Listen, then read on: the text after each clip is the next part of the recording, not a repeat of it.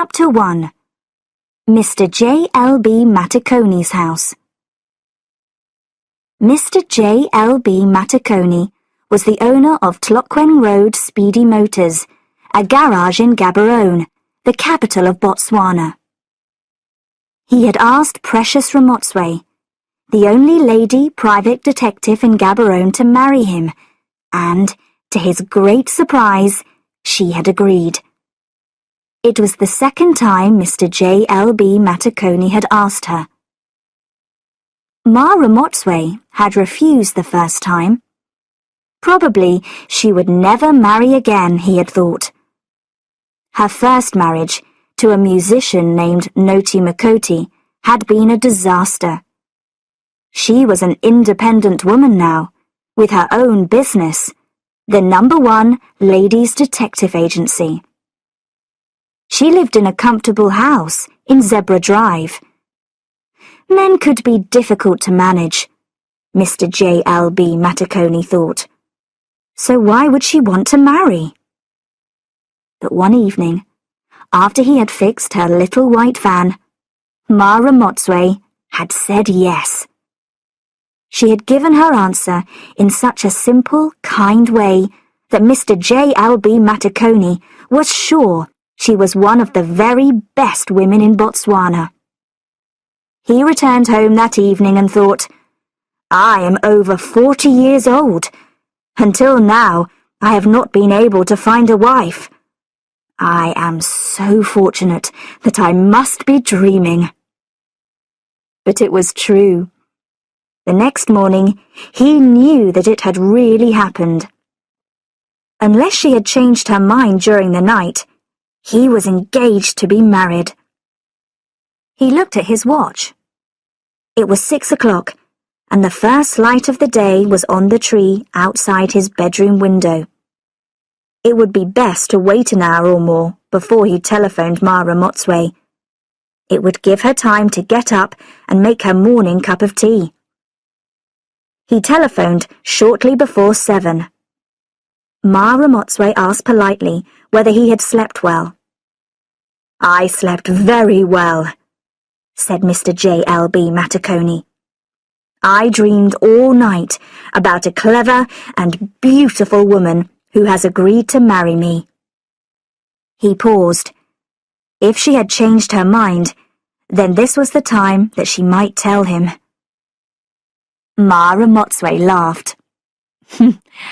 I never remember my dreams, but if I did, I am sure that I would remember dreaming about that excellent mechanic, my future husband.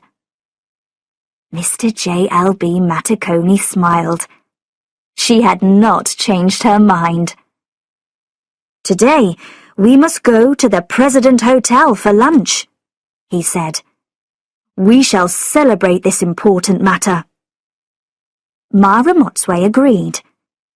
She said she would be ready at 12 o'clock. Afterwards, perhaps he would allow her to visit his house, so she could see what it was like. There were 2 houses now, and they would have to choose one.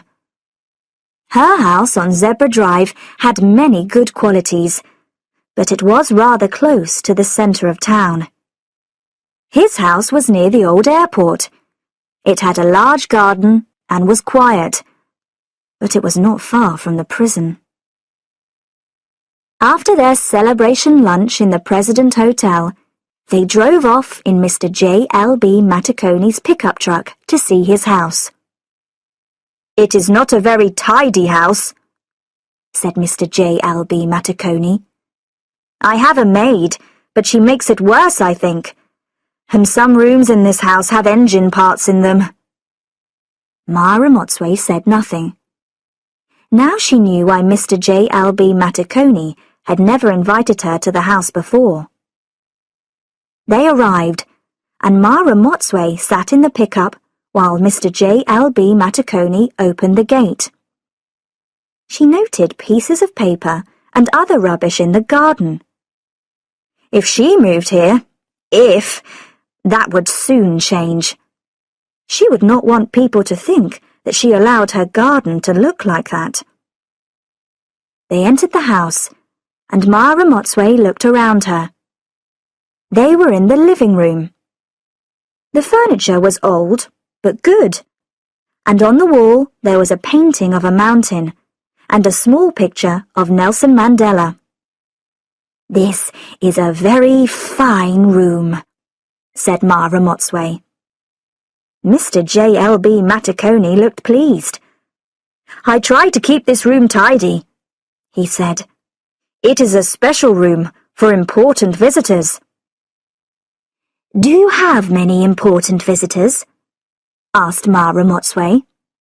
"There have been none until now," he said, "but it is always possible." "Yes," agreed Ma Ramotswe. "One never knows." She looked over her shoulder, towards a door that led into the rest of the house. "The other rooms are that way?" she asked politely. "That is the not-so-tidy part of the house," said Mr. J.L.B. Matakoni. "Perhaps we should look at it some other time." Ma Ramotswe shook her head, and Mr. J.L.B. Matakoni realized that there could be no secrets in a marriage. "This way," he said. "Really, I must get a better maid." Ma Ramotswe followed him. They came to a room with its floor covered in newspapers. In the middle of the floor, there was an engine. Around the engine were parts that had been taken from it. "This is a very special engine," said Mr. J.L.B. Matakoni. "One day I shall finish fixing it." The bathroom was clean, but very plain. There was a large bar of carbolic soap on the edge of the bath. "Carbolic soap is very good for health," said Mr. J.L.B. Matakoni. "I have always used it." The dining room had a table and one chair, but its floor was dirty. There were piles of dust under the furniture and in each corner. "What does the maid do?" wondered Ma Ramotswe. "The maid cooks for me," said Mr. J.L.B. Matakoni. "She makes a meal each day, and it is always the same meal. But she always seems to need a lot of money to buy food and kitchen things." "She is very lazy," said Ma Ramotswe. "If all the women in Botswana were like her, there would be no men left alive." Mr. J.L.B. Matakoni smiled. He was not brave enough to get rid of his maid, but now she would have to face Ma Ramotswe. They were sitting in the living room when they heard a noise. "That is the maid," said Mr. J.L.B. Matakoni. "She always closes the kitchen door very loudly when she arrives." "Let's go and see her," said Ma Ramotswe. "I want to meet this lady." Mr. J.L.B. Matakoni led the way into the kitchen. A tall woman stood in front of the kitchen sink, filling a pot with water. She was thinner than Ma Ramotswe, but she looked stronger. Mr. J.L.B. Matakoni cleared his throat, and the woman turned round slowly. "I am busy," she started to say, but stopped when she saw Ma Ramotswe. Mr. J.L.B. Matakoni greeted her politely and introduced his guest. "Florence, this is Ma Ramotswe," he said. "I am glad to meet you, Ma," said Ma Ramotswe. "I have heard about you from Mr. J.L.B. Matakoni." "I am glad that he speaks of me," said the maid. "But I am very busy. There is much to do in this house." "Yes, a dirty house like this needs a lot of work," said Ma Ramotswe. The maid looked offended. "Why do you say this house is dirty?" she asked. "Because I have seen it," said Ma Ramotswe. "I have seen the dust in the dining room and the rubbish in the garden. The maid's eyes opened wide. "Who is this woman?" she asked Mr. J.L.B. Matacone angrily. "Why is she coming into my kitchen and saying things like this?"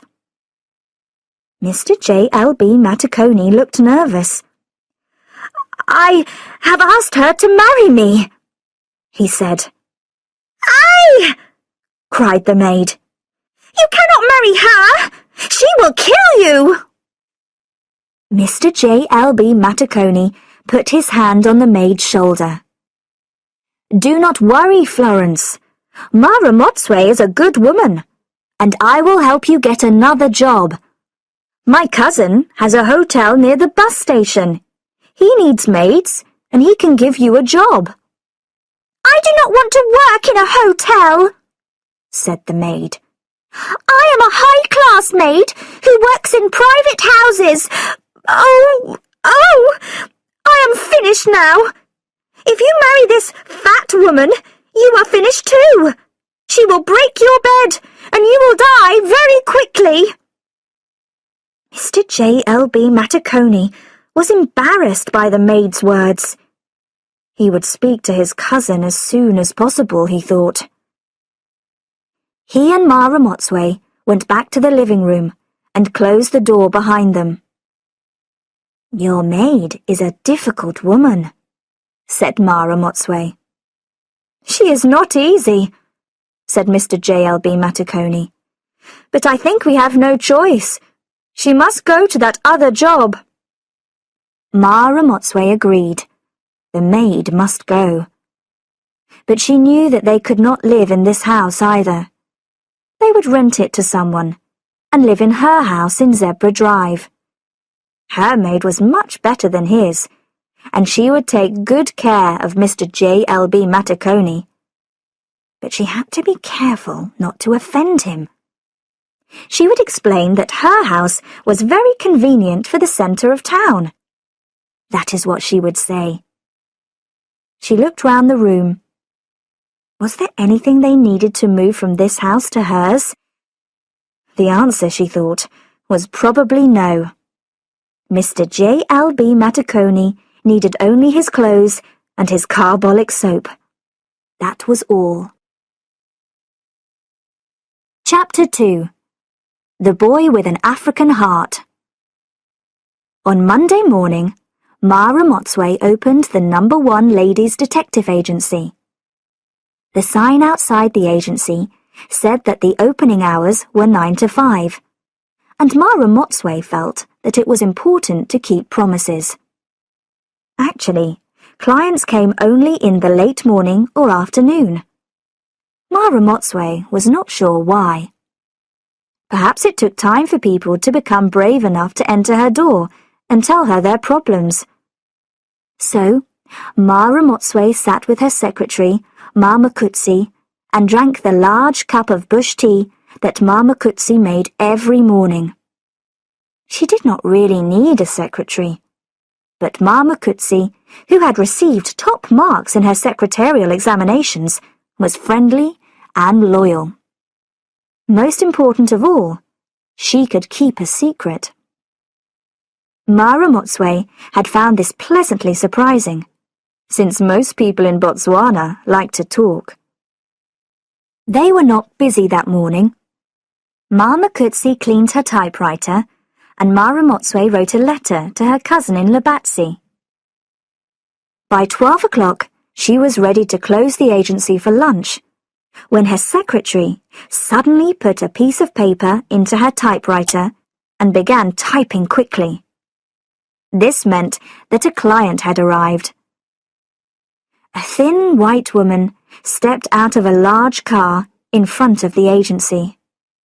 Mama Kutsi let her into the office, and Mara Motsway stood up to welcome her.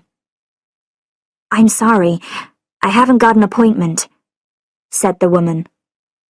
"You don't need one," said Mara Motsway, reaching out to shake her hand.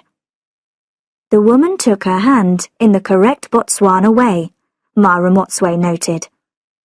She had learned something about how to behave. "I'm Mrs. Andrea Curtin," said the woman as she sat down. "The American Embassy said you might be able to help me." Ma Ramotswe smiled. "I am glad they suggested me. What do you need?" "I'm trying to find out what happened to my son 10 years ago," said Mrs. Curtin. "I don't think he is alive, but I want to know what happened." For a few moments, there was a silence. Then Ma Ramotswe said, "I am very sorry. I know what it is like to lose a child. I lost my baby. He did not live." Mrs. Curtin looked down. "Then you know," she said. Ma Makutsi brought 2 cups of bush tea. Mrs. Curtin took her cup gratefully. "I should tell you about myself," she said. "If you can help me, I will be very pleased. If not, I will understand." "I cannot help everybody," said Ma Ramotswe. "I will tell you if I can help." Mrs. Curtin began her story. "I came to Africa 12 years ago. My husband, Jack, worked for the World Bank, and they gave him a job in Africa for 2 years. We came with our son, Michael, who was 18. He had planned to go to college, but we decided that he could spend a year with us in Africa first. The bank put us in a house with a beautiful garden in Gaborone. Michael was like a child with a new toy. He got up early in the morning and walked around in the bush before breakfast. I went with him once or twice. He knew the names of all the animals we saw. We watched the sun come up on the edge of the Kalahari Desert and felt its warmth. I had never been happier in my life. We had found a country where the people had a wonderful feeling for others. When I first heard African people calling each other their brother or sister, it sounded odd to me, but I soon knew what they meant. One day, somebody called me her sister, and I started to cry. Michael started to study Setswana, and he made good progress. His teacher said to me, "Your son has got an African heart.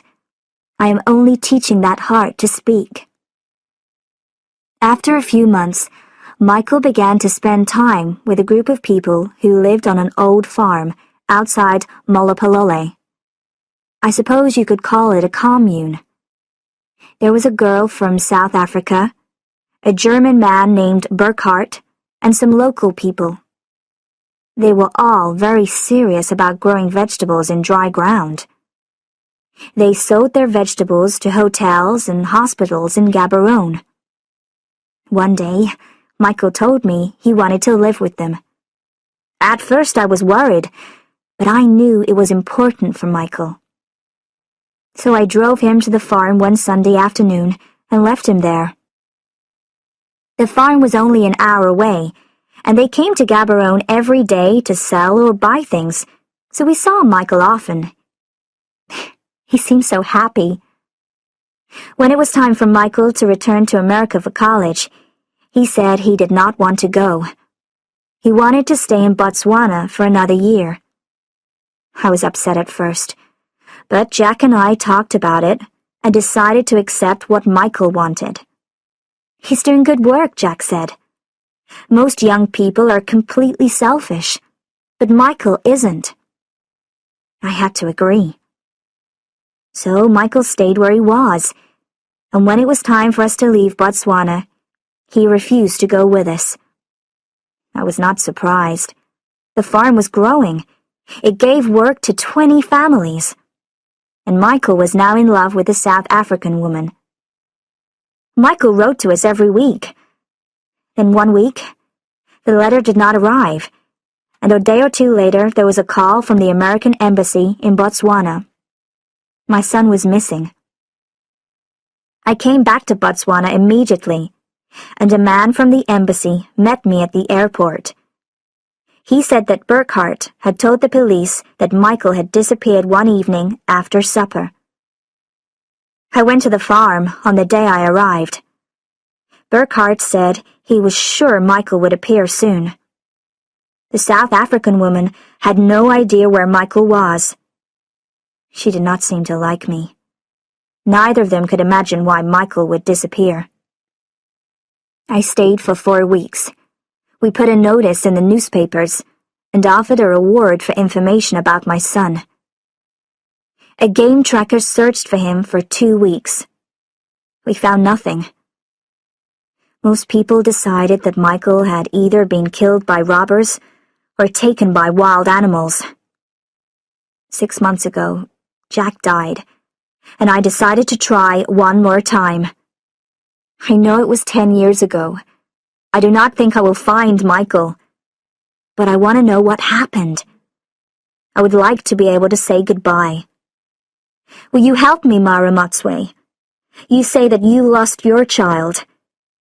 You know how I feel, don't you? It is a sadness that never goes away. For a few minutes after Mrs. Curtin had finished her story, Mara Motswe sat in silence. What could she do for this woman, if the Botswana police and the American embassy had failed? But the woman needed help, and if she could not get help from the No. 1 Ladies Detective Agency, then where could she get it? I will help you, she said and added, my sister. Chapter 3. The Orphan Farm. Mr. J.L.B. Maticoni looked out of the window of his office at Clockwen Road Speedy Motors. The window looked into the garage, where his assistants were working on a car. They were doing it the wrong way, he noticed, although he had shown them the correct way many times. One of the assistants had already had an accident while he was working on an engine. He had almost lost a finger, but they still worked in an unsafe way. Young men think they will never die, but they will find out later, thought Mr. J.L.B. Maticoni. They will discover that they are just like the rest of us. The assistants always had their lunch under a tree by the road. They sat and ate and watched the girls walk past. Mr. J.L.B. Maticoni had heard what they said to the girls. You're a pretty girl. Have you got a car? I could fix your car. I could make you go much faster. You're too thin. You're not eating enough meat. A girl like you needs more meat so she can have lots of children. Mr. J.L.B. Maticoni was shocked. He had never behaved like that when he was young. But this was the way that young men behaved now. You could not stop them. He had tried talking to them about it. He said that if they behaved badly, people would think badly of the garage. They had stared at him, not understanding. They thought people could do whatever they wanted. That was the modern way of thinking. Mr. J.L.B. Maticoni looked at his diary. It was the day he always went to the orphan farm. If he left immediately, he could be back in time to check his young assistant's work. They were only doing simple work on 2 cars, but sometimes they liked to make the car engines run too fast. We are not supposed to make fast cars, he had told his assistants. Our customers are not speedy types like you. Then why are we called Speedy Motors? Asked one assistant. Because our work is speedy, he answered. Our customers do not have to wait a long time. He drove to the orphan farm. He enjoyed going there because he liked to see the children, and he usually brought sweets for them. But he also enjoyed seeing Ma Potokwane, the woman who ran the orphan farm. She was an old family friend, and he always fixed things at the farm for her. He was not paid for this, of course. Everybody helped the orphan farm if they could. He arrived and parked under a tree. Several children had already appeared and walked beside him on the way to the farm's office. "Have you children been good?" asked Mr. J.L.B. Matacone. "We have been very good," said the oldest child. "We are tired now from all the good things we have been doing." Mr. J.L.B. Matacone laughed and gave them some sweets. Inside the office, he found Ma Potokwane. She told him there was a problem with the water pump. Then there was a short silence. "I hear that you have some news," she said. "I hear that you are getting married." Mr. J.L.B. Matacone looked down at his shoes. How did she know? It was the maid, he thought. She had told another maid, and now everybody knew. "I am marrying Ma Ramotswe," he began. She's the detective lady, isn't she?" said Ma Potokwane. "I have heard about her. Your life will be exciting. You will be hiding and watching people all the time." "I am not going to be a detective," said Mr. J.L.B. Matacone. "That is Ma Ramotswe's business." After tea, Mr. J.L.B. Matacone went to fix the water pump. It was in a pump house by some trees. He put down his toolbox and opened the pump house door carefully. Snakes liked machines, and he had often found them in places like this. Inside the pump house, he inspected the engine that drove the pump. The problem was that it was very old. He could change some of the parts, but one day Ma Potokwane would have to buy a new one. There was a noise behind him that surprised him. It sounded like the sound of a wheel that needed oil. Then he saw it coming out of the bush, a wheelchair, in which a girl was sitting and pushing herself. She greeted him politely, saying, "I hope you are well, Ra." They shook hands in the correct way. "I hope my hands are not too oily," said Mr. J.L.B. Matacone. "I have been working on the pump." The girl smiled. "I have brought you some water, Ra. Ma Potokwane said you might be thirsty." Mr. J.L.B. Matacone took the water gratefully and watched the girl as he drank. She was very young, about 11 or 12, and she had a pleasant, open face. "Do you live on the farm?" he asked. "I have been here about 1 year," she answered. "I am here with my young brother. He is only 5. "Where did you come from?" She looked down. "We came from near Francistown. My mother died 5 years ago, when I was 7. Mr. J.L.B. Matacone said nothing. Ma Potokwane had told him the stories of some of the orphans, and each time he felt a pain in his heart. In the old times, there were no unwanted children. Everybody was cared for by somebody. But things were changing. Now there were orphans, especially because of the disease that was spreading through Africa. Is this what had happened to the girl? And why was she in a wheelchair? "Your chair is making a noise," he said. "Does it always do that?" The girl shook her head. "It started a few weeks ago. I think there is something wrong with it."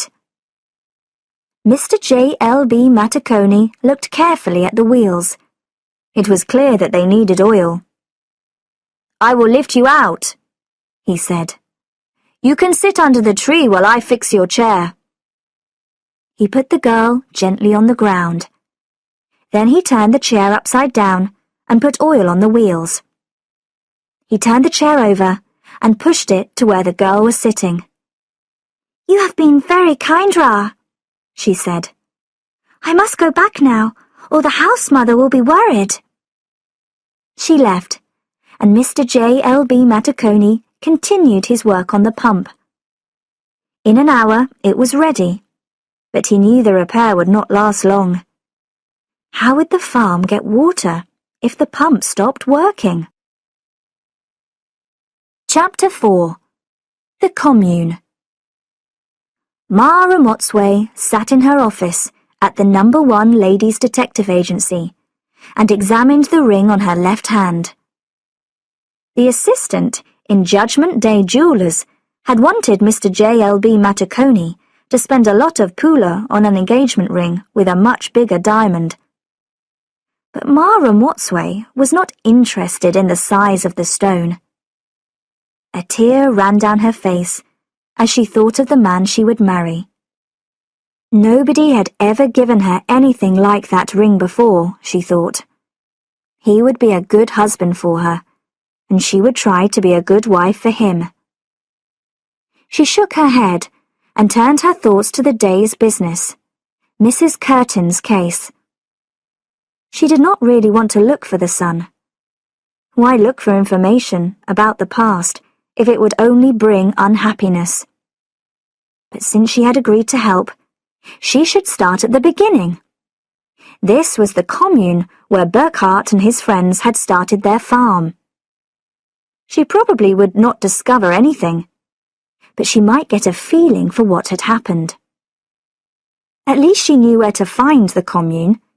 It was near Silokwalella, a village in the west, not far from Molopolole. She left early on Saturday morning in her little white van. There was already a stream of traffic, mostly people coming into town for shopping. But a few people were leaving town as well. Ma Ramotswe slowed down.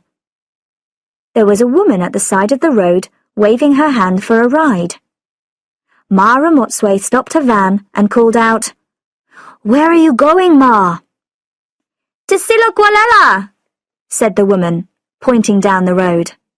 "I am going there too. I can take you all the way." "You are very kind, and I am very lucky," said the woman. As they travelled, Ma Ramotswe spoke with the woman, who was called Ma Tsbargo. She knew a little about the farm.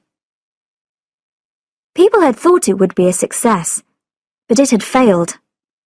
Ma Tsbargo was not surprised at that. People often give up if things are too difficult. "Is there somebody in your village who can take me to the farm?" asked Ma Ramotswe. Ma Tsbargo thought for a moment. "Yes, there is a friend of my uncle who had a job there." When they arrived at Silokwalella, Ma Tsbargo took Ma Ramotswe to a well-kept house on the edge of the village. They waited at the gate while Ma Tsbargo called out, "Ma Putsane, I am here to see you." A small, round woman came out and let them in. Ma Tsbargo explained to her why they were there. "Yes," said Ma Putsane. "My husband and I both worked out there. But then things went wrong. People stopped believing in what they were doing and went away." "Was there an American boy?" asked Ma Ramotswe. "He disappeared. The police came and looked for him. His mother came too, many times. One time, she brought a game tracker. He was a little man, and he ran round like a dog. He looked under stones and smelled the air, but he found no sign that wild animals had taken the boy." "What do you think happened to him?" asked Ma Ramotswe. "I think he was blown away by the wind and put down somewhere far away. Maybe in the middle of the Kalahari." Ma Tsbargo looked at Ma Ramotswe, but Ma Ramotswe looked straight ahead at Ma Putsane. "That is possible, Ma," she said. "Could you take me out to the farm? I can give you 20 pula." "Of course," said Ma Putsane. "I do not like to go there at night, but in the day it is different. Ma Spargo went to her home, and Ma Ramotswe and Ma Putsane left the village in the little white van. The dirt road was rough, and Ma Ramotswe had to drive slowly. The road ended, and Ma Ramotswe stopped the van under a tree. There had probably been 11 or 12 houses at one time, but now most of them had fallen down. She and Ma Putsane walked to the main farmhouse. It still had a roof and doors, and glass in some of the windows. "That is where the German lived, and the American, and the South African woman," said Ma Putsane. "I should like to go inside," said Ma Ramotswe. They entered the house, feeling the cooler air. "You see, there is nothing here," said Ma Putsane. Ma Ramotswe was not listening. She was studying a piece of yellowing paper which had been pinned to a wall. It was a newspaper photograph, a picture of some people standing in front of a building. She pointed to one of the people in the photograph. "Who is this man, Ma?" she asked. Ma Putsane looked closely at the photograph. "I remember him. He worked here too. He came from Francistown. His father was a schoolteacher, and this one, the son, was very clever. He was friendly with the American, but the German didn't like him." Ma Ramotswe gently put the photograph into her pocket. They went through the other rooms of the house.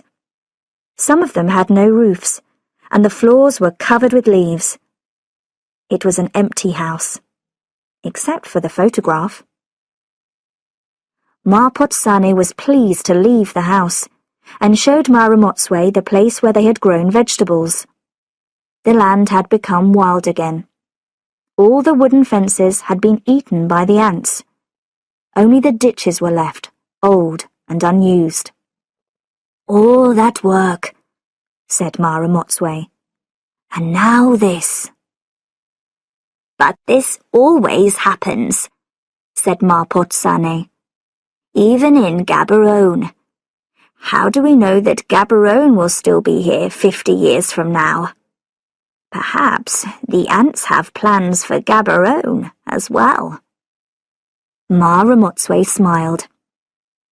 "Will the #1 Ladies' Detective Agency be remembered 20 years from now?" she wondered. "Or Tlokwen Road Speedy Motors?" Probably not, she decided. But was that very important? She had come here for information about something that had happened many years ago, and she had found nothing, or almost nothing. It seemed that the wind had blown everything away. She turned to Ma Putsane.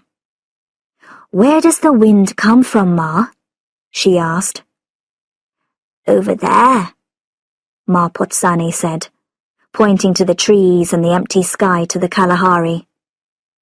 "Over there."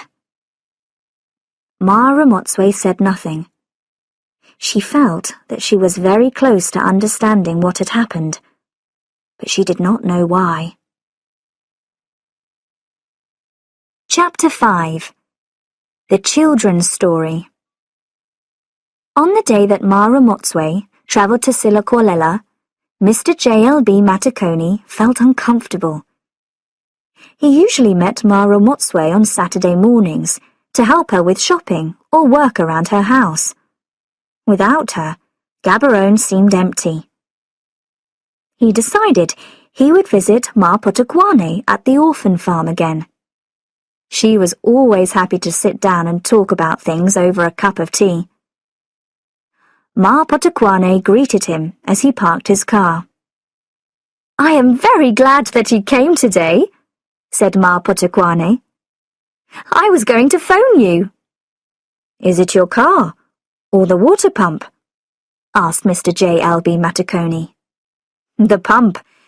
It is making a strange noise. It seems to be in pain." "Engines feel pain," They tell us by making a noise. Then the pump needs help, said Ma Potokwane. Can you look at it? Of course, said Mr. JLB Matakoni. It took him a long time, but at last he was able to fix the pump. It would need to be changed one day, but at least the noise had stopped. Back in Ma Potokwane's office, he had a cup of tea and a piece of cake that the farm cooks had baked that morning. The orphans were well fed, unlike many in other African countries. Botswana was fortunate.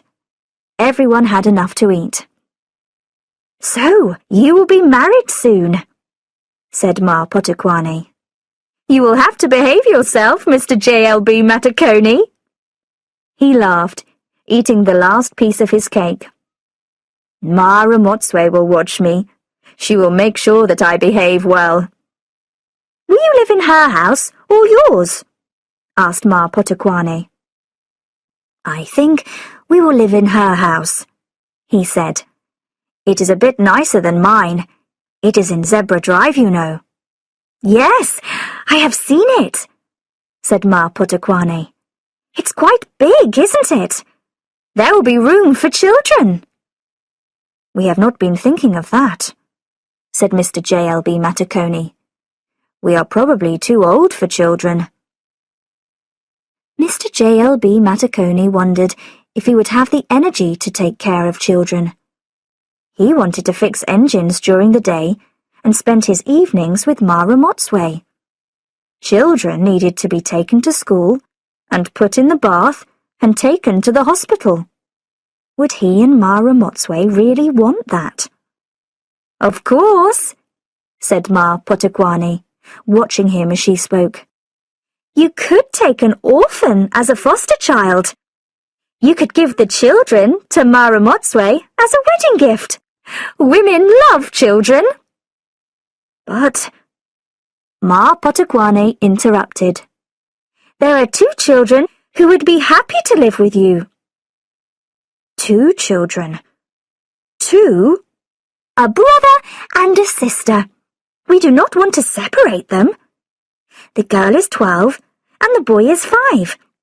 Actually, you have met one of them already. The girl in the wheelchair. Mr. JLB Matakoni said nothing. He remembered the child, who had been very polite and grateful. But would it not be rather difficult to look after a child in a wheelchair? Ma Potokwane had said nothing about this when she began talking about children. Then she had added an extra child, the brother. And now she appeared to believe that the wheelchair was not important. He stopped himself. He could be the one in that chair. Ma Potokwane had been looking out of the window. Now she turned to him. Would you like me to call that child? She asked. I am not trying to force you, Mr. JLB Matakoni, but would you like to meet her again? And the little boy? The room was silent. Mr. JLB Matakoni remembered how it was to be a child, back in the village all those years ago. He remembered how the village mechanic had let him clean lorries and mend tires, and by this kindness had helped him find his life's work. It was easy to make a difference in people's lives. Call them, he said. I would like to see them. You are a good man, Mr. JLB Matakoni, she said. I will ask someone to bring them here. They're in the fields now. But while we are waiting, I will tell you their story. The Basawa, said Ma Potokwane, lead a hard life in the Kalahari. They have no cows, no houses to live in.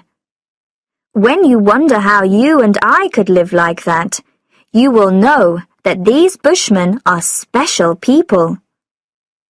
A group of Bushmen had come from the Kalahari to a village near Maun, hunting game. They had a camp a few kilometers outside the village. They had killed some animals and had plenty of meat, so they were happy to stay there, sleeping under the bushes. There were several children, and one woman had just given birth to a baby boy. She was sleeping with him at her side, away from the others.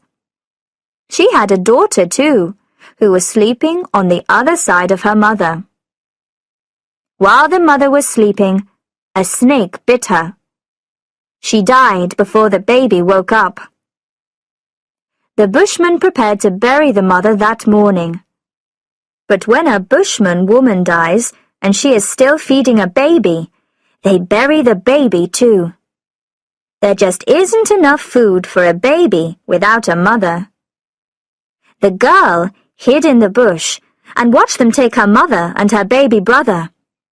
They dug a shallow hole in the sand and put the mother in it. The other women cried and the men sang. The girl watched as they put her little brother in the hole too. Then they pushed sand over them both and went back to the camp. The moment they had gone, the girl came out and started digging. Soon she had her brother in her arms. There was sand in his nose, but he was still breathing. She ran through the bush to the road. A short time later, a government lorry came past and stopped. The driver was probably surprised to see a girl standing at the side of the road with a baby in her arms. He couldn't understand what she said, but he took her to a hospital on the way to Francistown. The baby was thin, and the girl had TB, which was not unusual. They kept the children in the hospital for 2 months and gave the girl drugs. Then they let them go because beds in the TB rooms were needed for other sick people. A nurse at the hospital was worried about the children, so she took them to her home and let them live in a small room. The nurse and her husband fed the children, but they had 2 children of their own and not much money. The girl learned the Setswana language quickly. She discovered how to earn a few pula by collecting empty bottles from the side of the road and taking them back to the bottle shop. Sometimes she asked for money outside the railway station, but she preferred to earn it if she could. And although she was still a child herself, she was a good mother to the baby boy. She washed him and made clothes for him. She always carried him on her back and never let him out of her sight. This went on for 4 years. Then the girl became ill. They took her back to the hospital and found that the TB had badly damaged her bones. After some time, she could not walk. The nurse found a wheelchair for her. Now she had to look after the boy from the wheelchair, and he did little things to help his sister. The nurse and her husband had to move. The husband had a new job down in Labatsi. The nurse knew about the orphan farm, so she wrote to me. I said that we would take them, and I went to Francistown to get them just a few months ago. Now they are here with us, as you have seen. That is their story, Mr. JLB Matakoni. That is how they came here. Mr. JLB Matakoni said nothing. He looked at Ma Potokwane. The children's story had affected him deeply. They will be here in a few minutes, said Ma Potokwane. Do you want me to say that you might be able to take them? Mr. JLB Matakoni closed his eyes. He had not spoken to Ma Ramotswe about it, and it seemed wrong to surprise her with something like this. Was this a good way to start their marriage? But here were the children, the girl in her wheelchair, smiling at him, and the boy standing there, looking so serious. He took a deep breath. There were times in life when a person had to do something. This was probably one of those times. "Would you children like to come and stay with me?" he said. "Just for a week or two, then we can see how things are." The girl looked at Ma Potokwane. "Ra Matakoni will look after you well," she said. "You will be happy there." The girl turned to her brother and said something to him that the adults did not hear. The boy thought for a moment and then smiled. "You are very kind, Ra," the girl said. "We will be happy to come with you." Ma Potokwane shouted happily. "Go and pack, children," she said. "Take some clean clothes." The girl turned her wheelchair round and left the room with her brother. "What have I done?" asked Mr. JLB Matakoni quietly. "A very good thing," Ma Potokwane said. Chapter 6. Ma Makutsi's Promotion. Ma Makutsi, secretary of the #1 Ladies Detective Agency and top graduate of the Botswana Secretarial College, sat at her desk and looked out of the open door. She liked to leave the door open, but sometimes the chickens came in. She did not like the chickens. It was not professional to have chickens in a detective agency. "Get out!" said Ma Makutsi. "This is not a chicken farm. Out!" She got up and the chickens moved slowly towards the door. How many top graduates of the Botswana Secretarial College had to push chickens out of their offices, she wondered. She had expected to get a job in one of the modern office buildings in town, but she had received no offers. But some women, with much worse marks on the examination, had found good jobs. Why? "Men run these businesses, don't they?" said one of the other students in Ma Makutsi's class. "I suppose so," said Ma Makutsi. "Men choose the secretaries." "So, how do you think they choose them? By their examination marks? Of course not. Men choose the beautiful girls. To the others they say, 'Sorry, but all the jobs have gone.'" Ma Makutsi had cried that evening. Why had she worked so hard for her top marks? Would she ever get a job at all? The next day, the question was answered. She was offered the job of secretary at Ma Ramotswe's agency. If men will not give you a job, go to a woman. The office was not modern, it was true, but it was certainly better to work in a detective agency than in a bank or a lawyer's office. But there was still this problem with the chickens. "So, Ma Makutsi," said Ma Ramotswe, "I went to Molopolole and found the commune where those people lived. I spoke to a woman who had worked there, and I saw everything there was to see." "And you found something?" asked Ma Makutsi, making a pot of bush tea.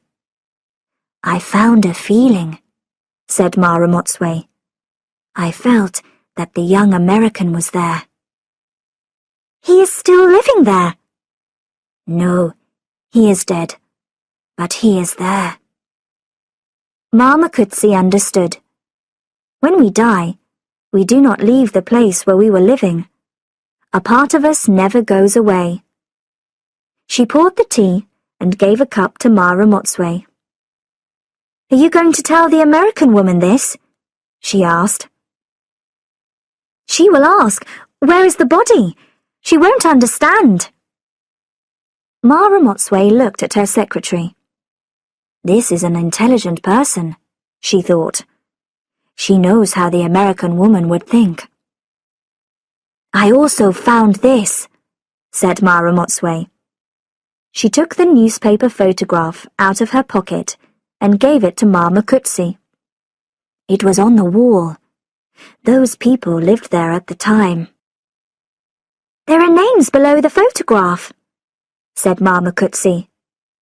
Kefus Kalamani, Marceloy, Oswald Ranter. But even if we find these people, what can they tell us? I'm sure the police talked to them. Maybe they even spoke to Mark Curtin. Mama Kutsi studied the people in the photograph. 2 men and a woman were standing in the front. Another man and woman were behind them, their faces unclear. The names belonged to the people in the front. Kefus Kalamani was a tall, thin man who looked uncomfortable. Marceloy, next to him, was smiling, a hard-working, uncomplaining woman. The third person was Oswald Ranter. He was good-looking and well-dressed, with a white shirt and tie.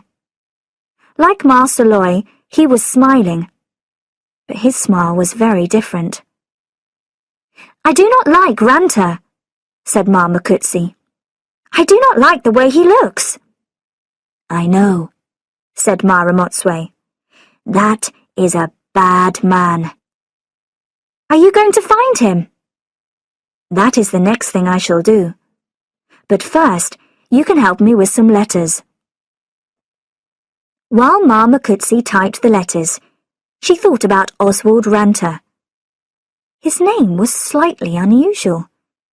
It would be simple to look the name up in the telephone book. When she finished the letter, she took out the Botswana telephone book. As she thought, there was only one Oswald Ranter. While Mara Motswe was signing the letters, Mama Kutsi called the number. Is Ra Ranter there, please? She asked. She spoke in a low voice, and Mara Motswe did not hear her. He is at work at the university, said a woman's voice. I am his maid. I'm sorry, Ma, but I have to phone him at work. Can you give me the number? She wrote the number on a piece of paper. Then she made another telephone call and again wrote something on the paper. Mara Motswe, she said when she was finished. Oswald Ranter is living here in Gaborone. He teaches at the university.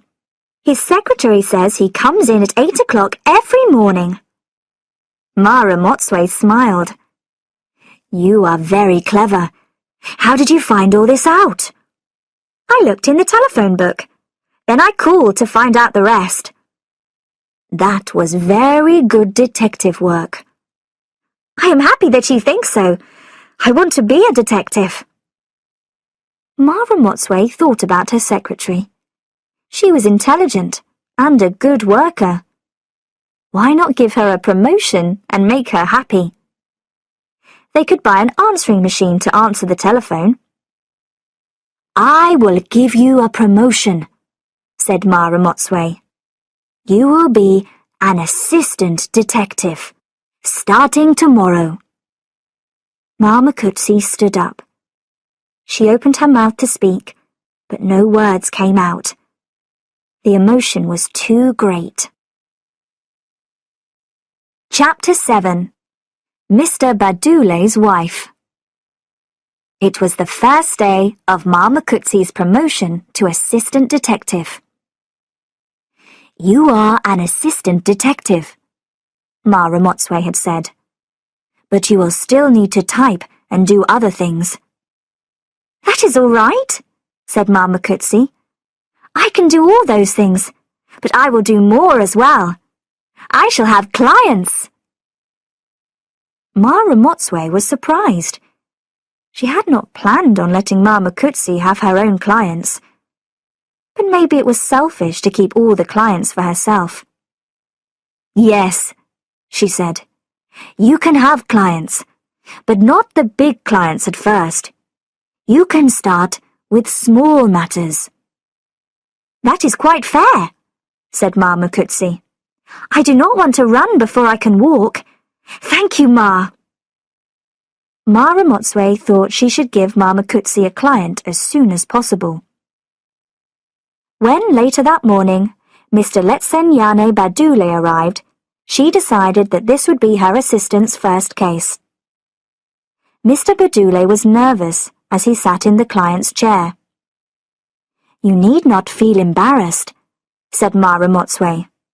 "Many people come here to ask for help." "Actually," said Mama Kutsi, "it is the strong people who ask for help.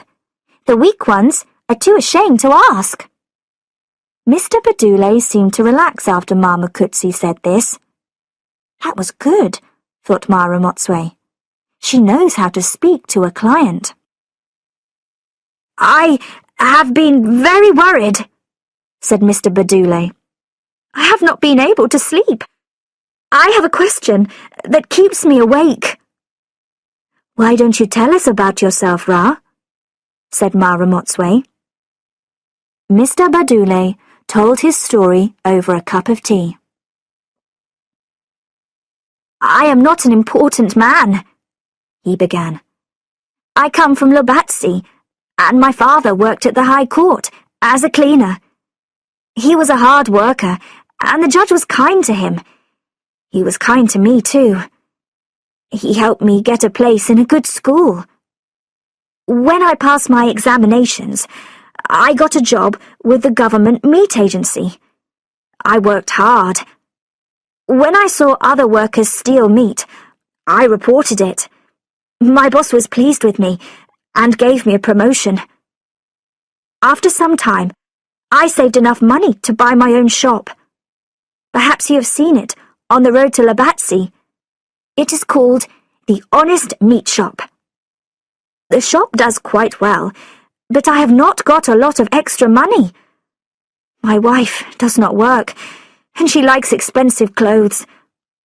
For many years, we did not have children. But then we had a son.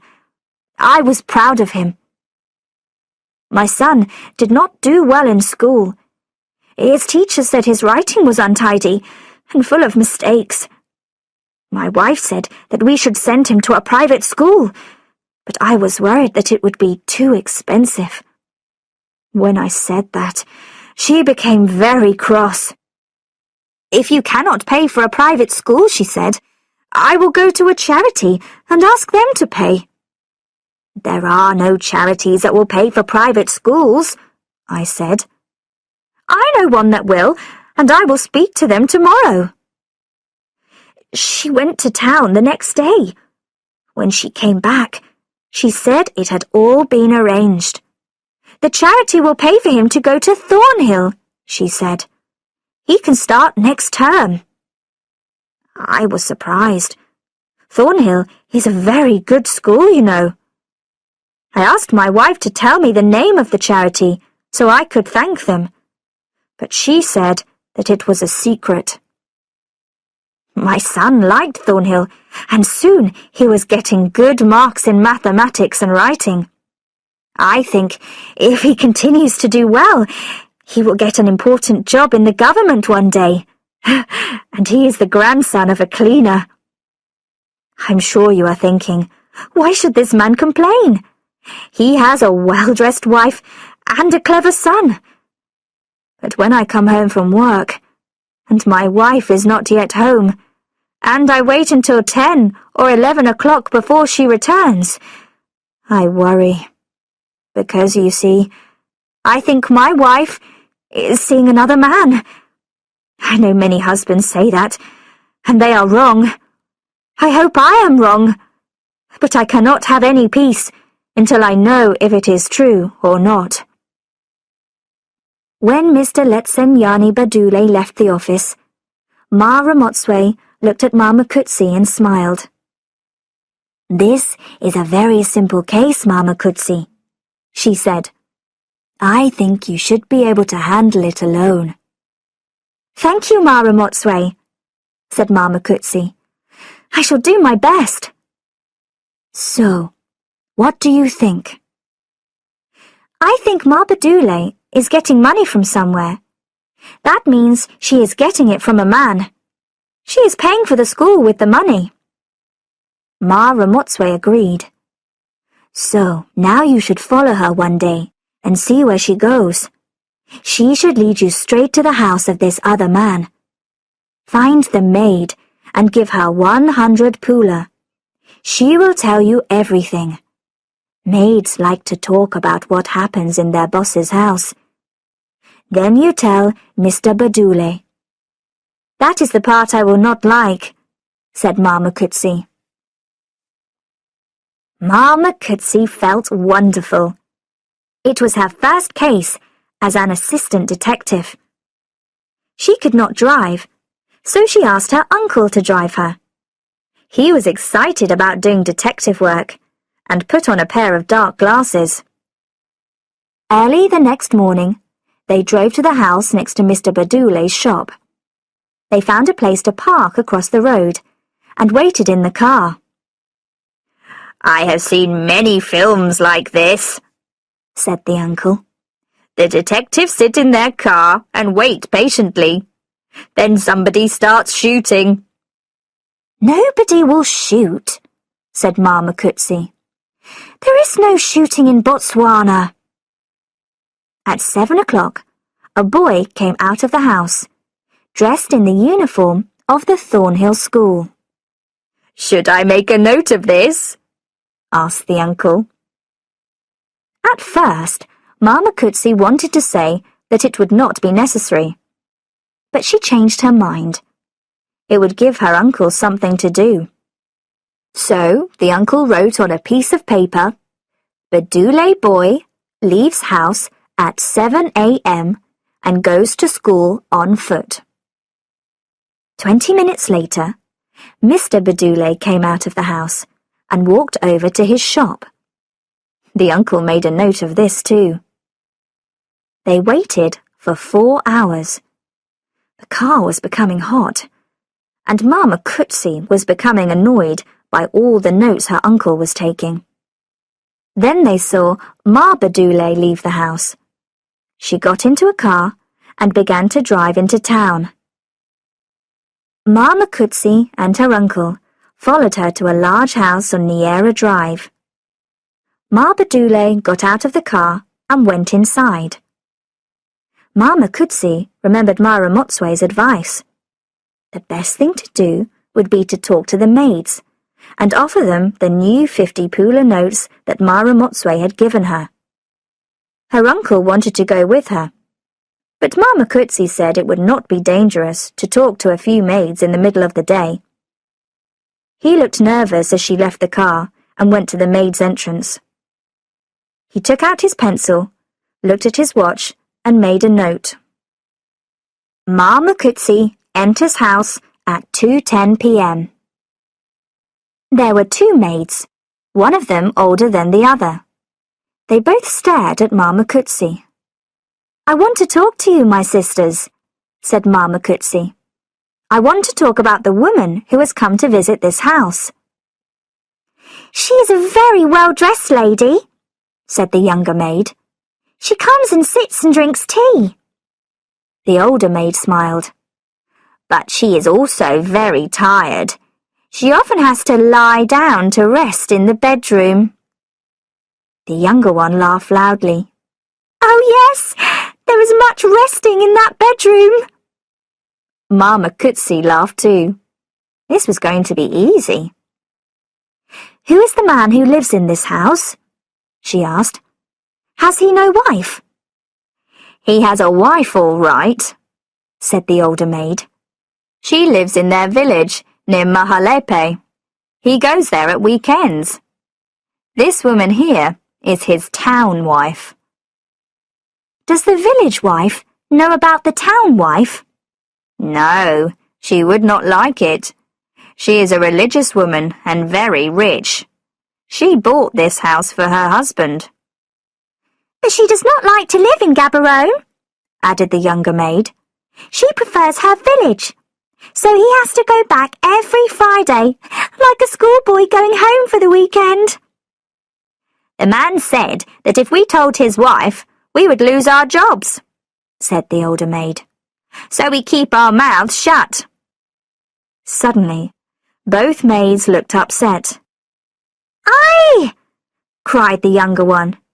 Have you been sent by the wife? No, said Mama Cootsie quickly. I do not know the wife.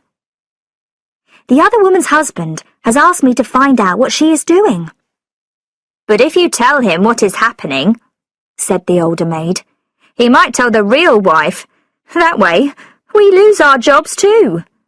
And there is a boy who belongs to the well-dressed woman. If you look, you will see that he is the son of the man in this house, not the other man. They both have big noses. The boy comes here every day after school, but does not tell the father that he lives with. That is bad. What will happen to Botswana, Ma, if we teach boys to lie? Mama Cootsie returned to her uncle's car. He had fallen asleep. She touched his arm and he woke up. Ah, you are safe. I am glad that you are back. We can go now, said Mama Cootsie. I have found out everything I need to know. They drove back to the number 1 Ladies' Detective Agency.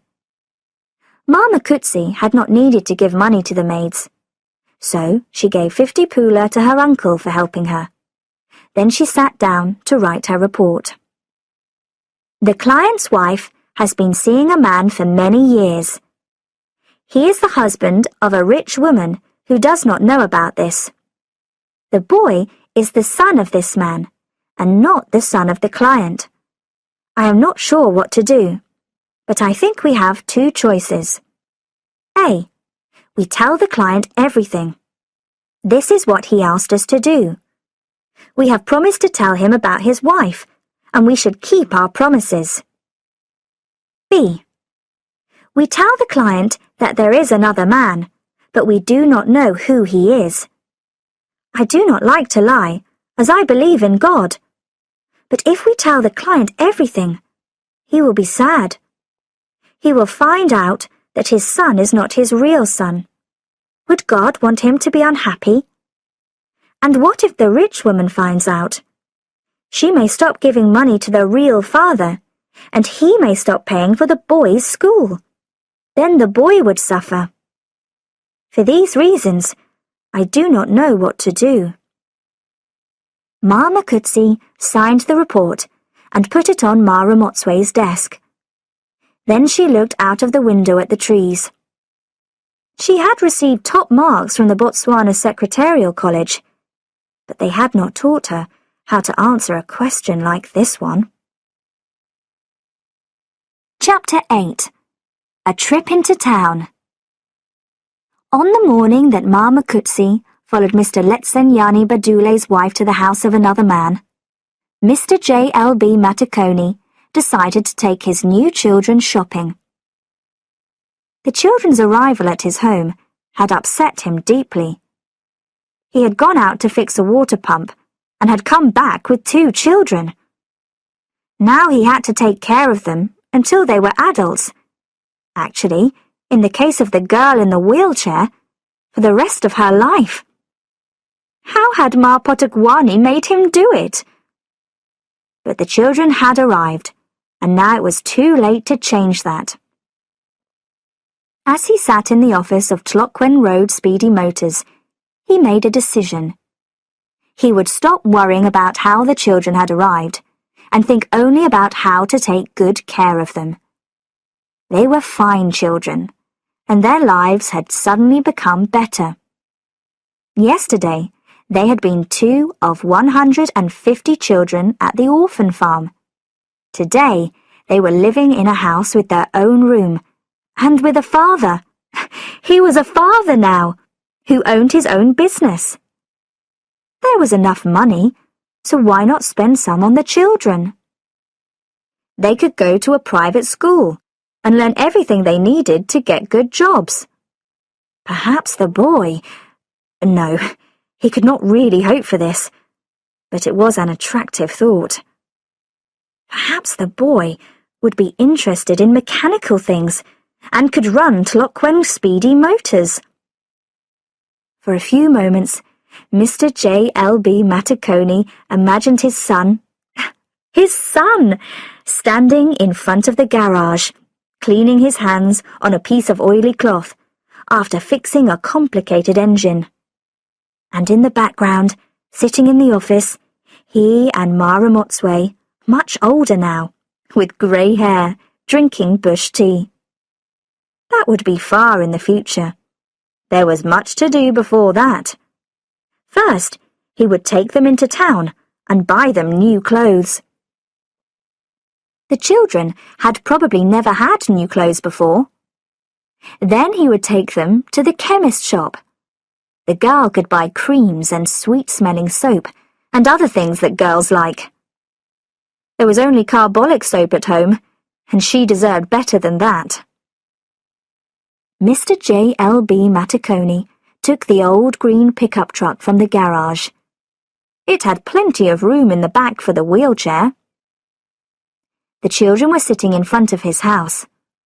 The boy was playing with a stick, and the girl was making a cover for a milk bottle. She is a clever girl, he thought. She will be able to do anything if she is given a chance. They greeted him politely and said the maid had given them breakfast. He had asked the maid to come in early to take care of the children, and she had agreed.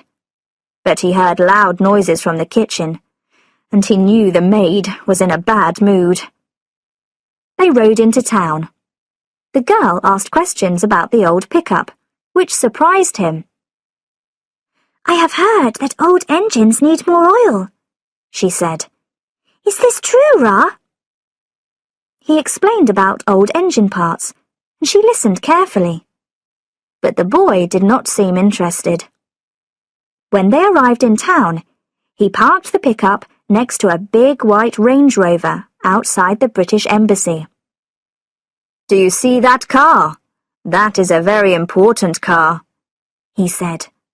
"The owner always takes it to my garage." The boy said nothing, but the girl said, "It is a beautiful white car. It is like a cloud on wheels." Mr. J.L.B. Matacone turned round and looked at her. "That is a very good way of talking about that car," he said. "I shall remember that." The shop assistants were very kind. They helped the girl try on the dresses she had chosen. They were the cheapest dresses, but she said they were the ones she wanted. The boy seemed more interested.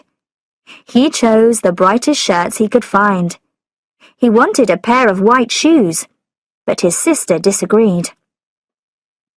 "We cannot let him have those shoes, Ra," she said to Mr. J.L.B. Matacone.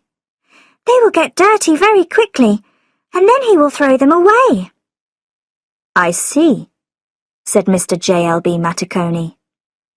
The boy was polite and well-behaved, but he began to think his son would never stand with an oily cloth outside Clockwen's speedy motors. He had another thought of the boy, in a stylish white shirt and a suit. They finished shopping and were walking past the post office when the photographer stopped them. "I can take a photograph for you right here," he said. "You stand under this tree and I can take your photograph. You can have it immediately. A handsome family group." "Would you like that?" asked Mr. J.L.B. Matacone. "A photograph to remind us of our shopping trip?" The children smiled. "Yes, please," said the girl. "I have never had a photograph." This girl, thought Mr. J.L.B. Matacone, was 12 years old, but she had never had a photograph of herself.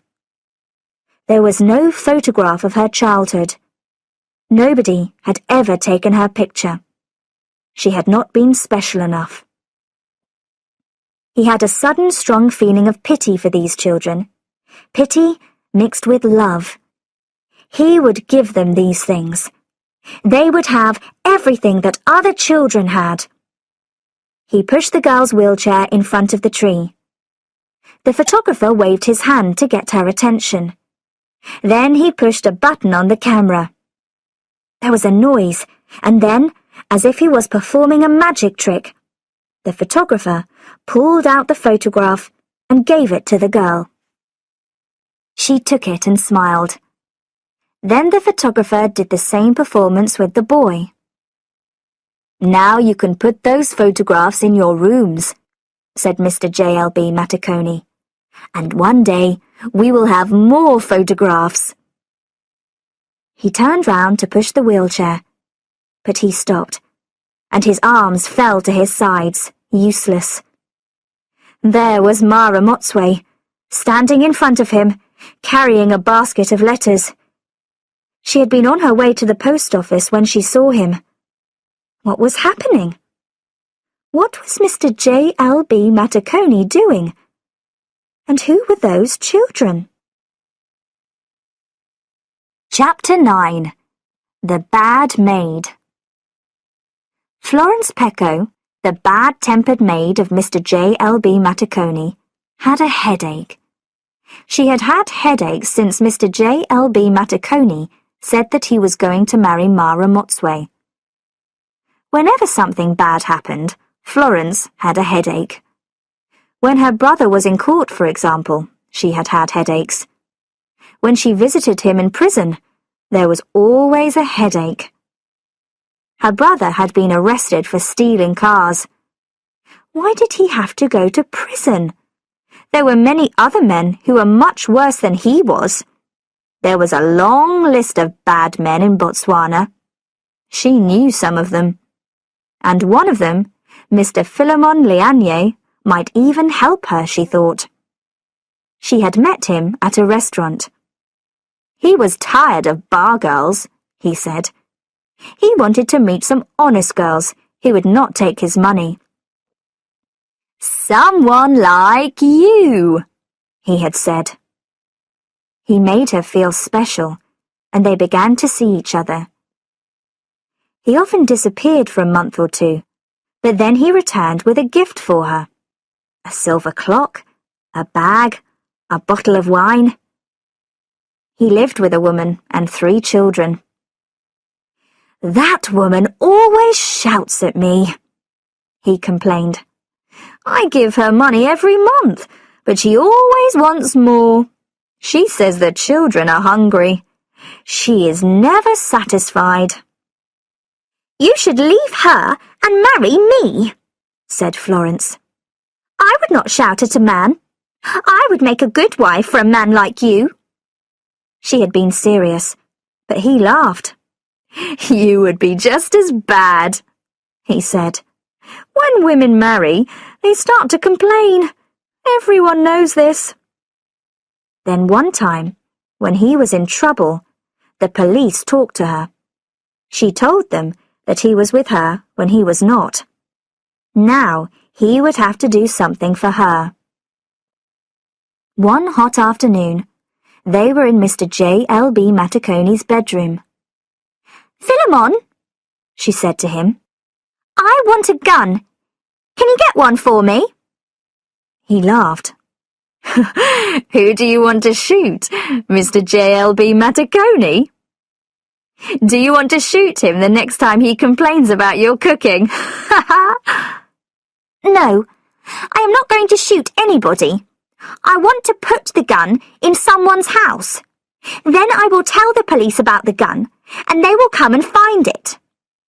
"So I won't get my gun back?"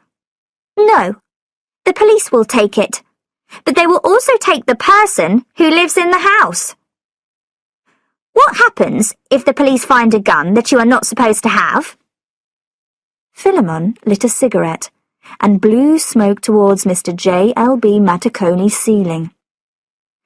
"The police don't want people to have guns here," he said. "If they catch you with a gun, you go to prison." "I am glad to hear that," said Florence. "So, how will I pay for this gun?" he asked. "It will cost 500 pula, maybe more. Someone has to go to South Africa to get one. You can't buy them in Botswana." "I haven't got 500 pula," she said. "Why not steal the gun? You know where you can get one. Ask one of your boys to do it. She paused, and then said, Remember that I helped you? That was not easy for me. He looked at her carefully. Do you really want this? Yes, she said. It's really important to me. He put out his cigarette. All right, he said. I'll get you a gun.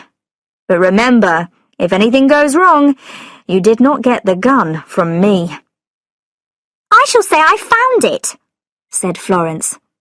I shall say that it was lying in the bush near the prison.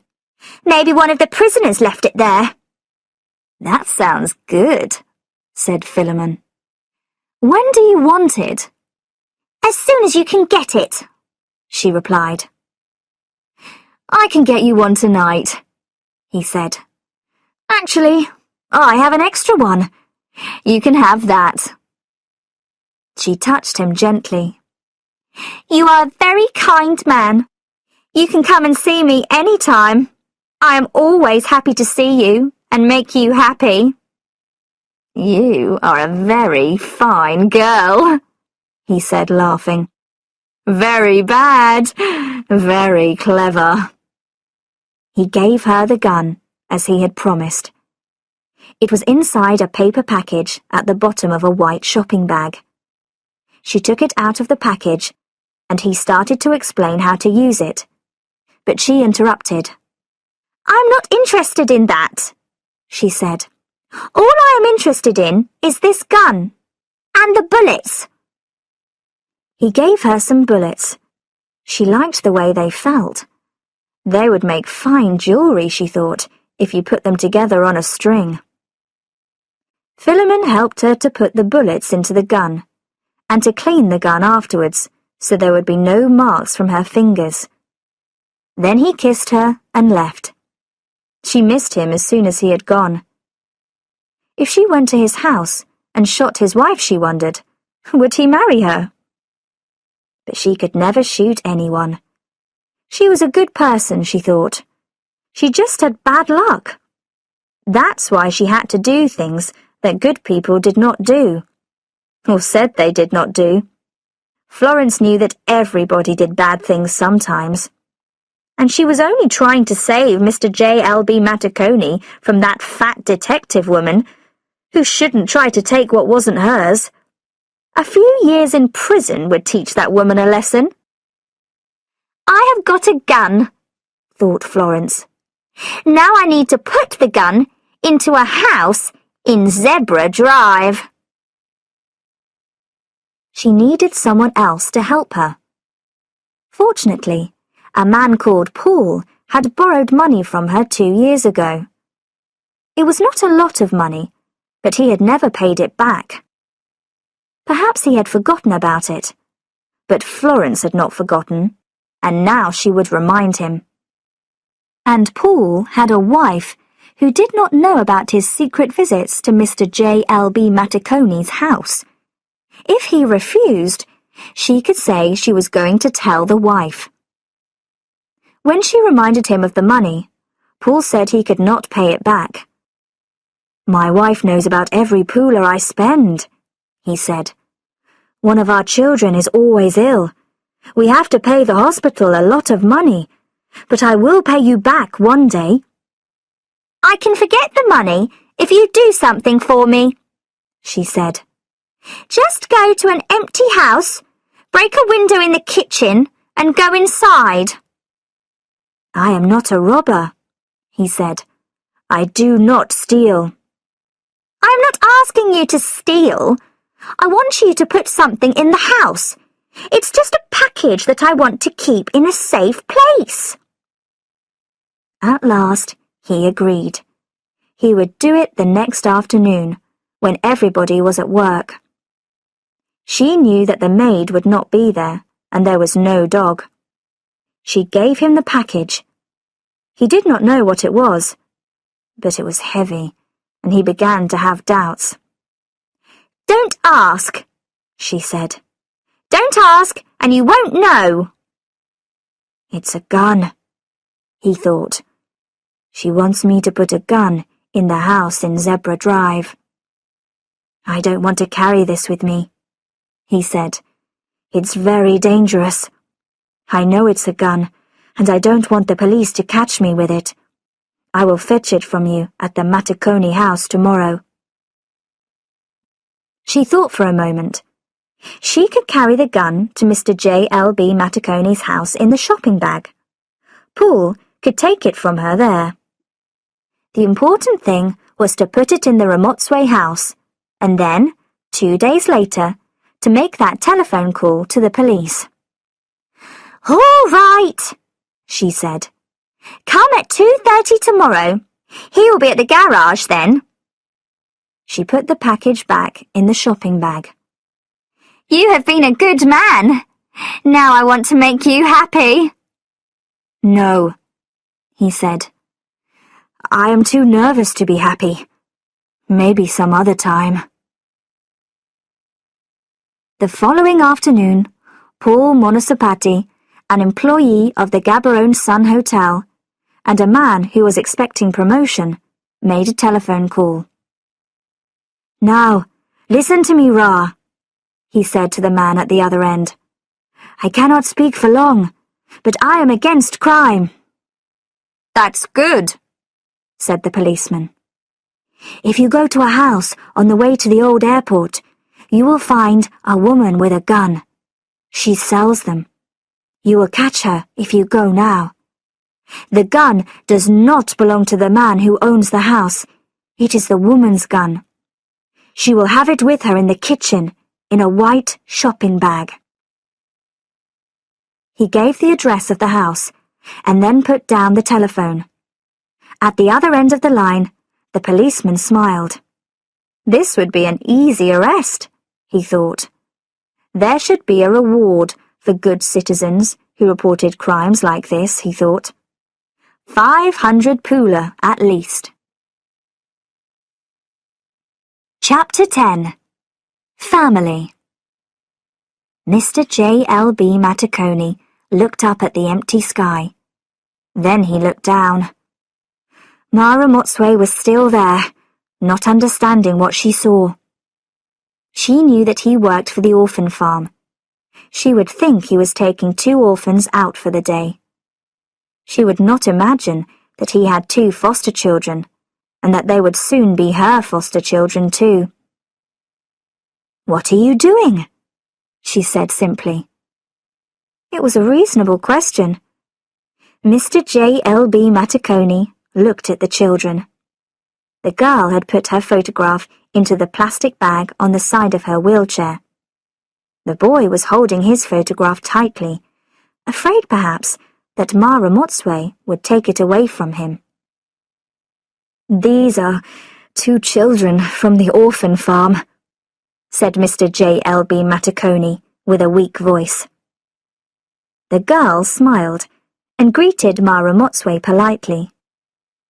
"I am called Motalele," she said. "My brother is called Puso. These are the names that we were given at the orphan farm." "I hope they are looking after you well," said Ma Ramotswe. "Ma Potakwane is a kind lady." "She is kind," said the girl. "Very kind." Mr. J.L.B. Matacone spoke quickly. "I have had the children's photographs taken," he explained.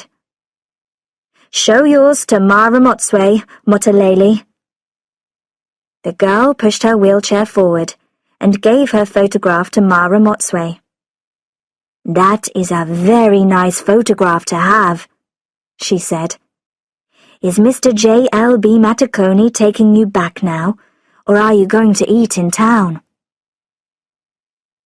"We have been shopping," Mr. J.L.B. Matacone said quickly. "We may have 1 or 2 more things to do."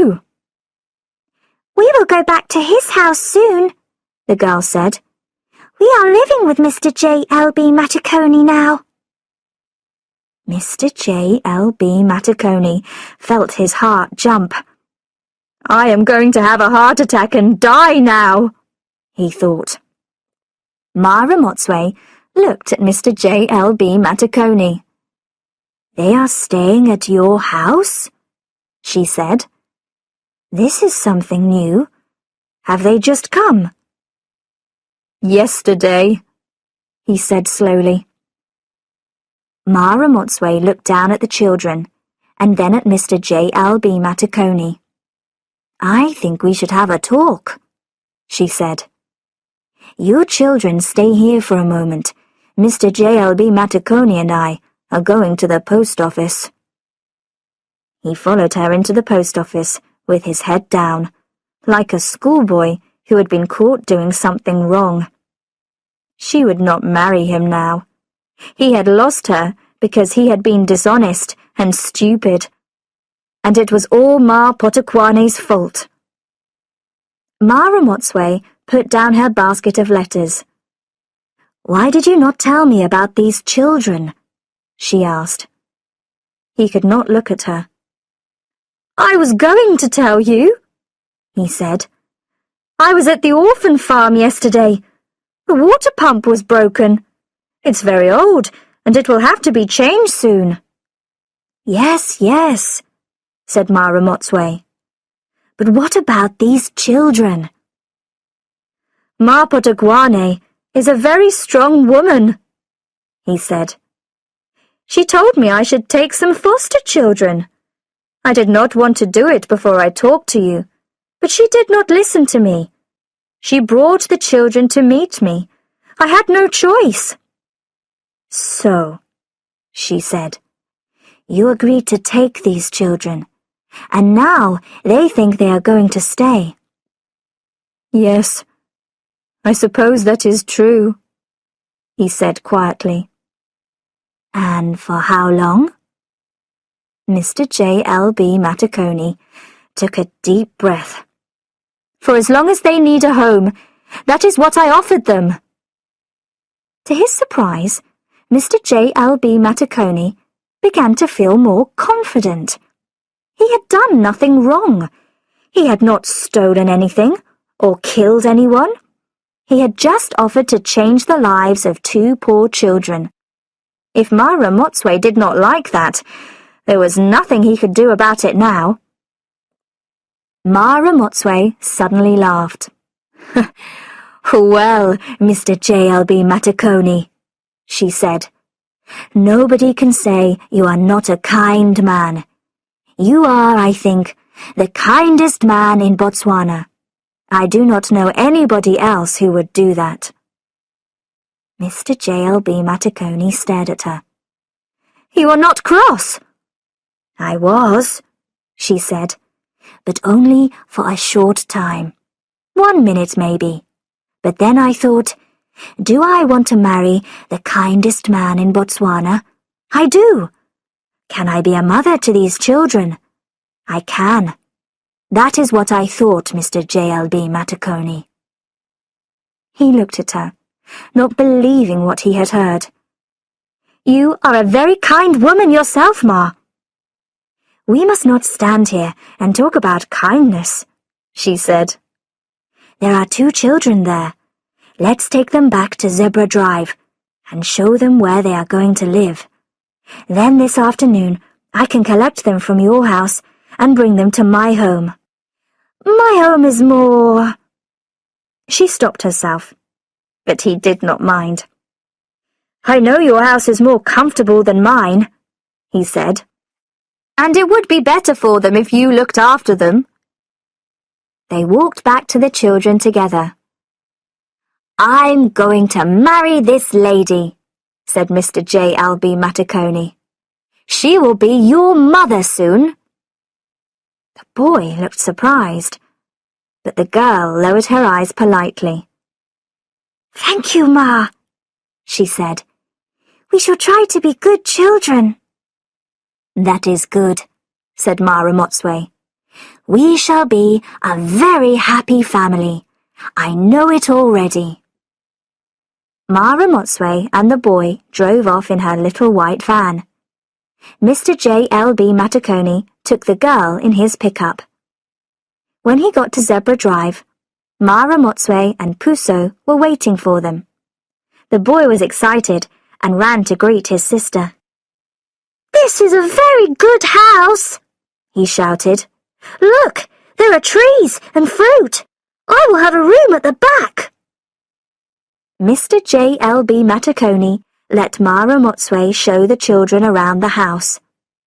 Her father, Obed Ramotswe, had done a very fine job, he thought. He had given Botswana one of its finest ladies. While Mara Motswe was making lunch for the children, Mr. J.L.B. Matacone telephoned the garage. The younger assistant answered. His voice was high and excited. "I am glad that you telephoned, Ra," he said. "The police came. They wanted to speak to you about your maid. She had a gun in her bag, and they have arrested her." That was all the assistant knew, and so Mr. J.L.B. Matacone put down the telephone. His maid had had a gun.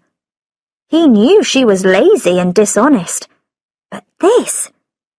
was she going to kill someone? He went into the kitchen. "My maid has been arrested by the police," he told Mara Motswe. "She had a gun in her bag." Mara Motswe put down her spoon. "I am not surprised," she said.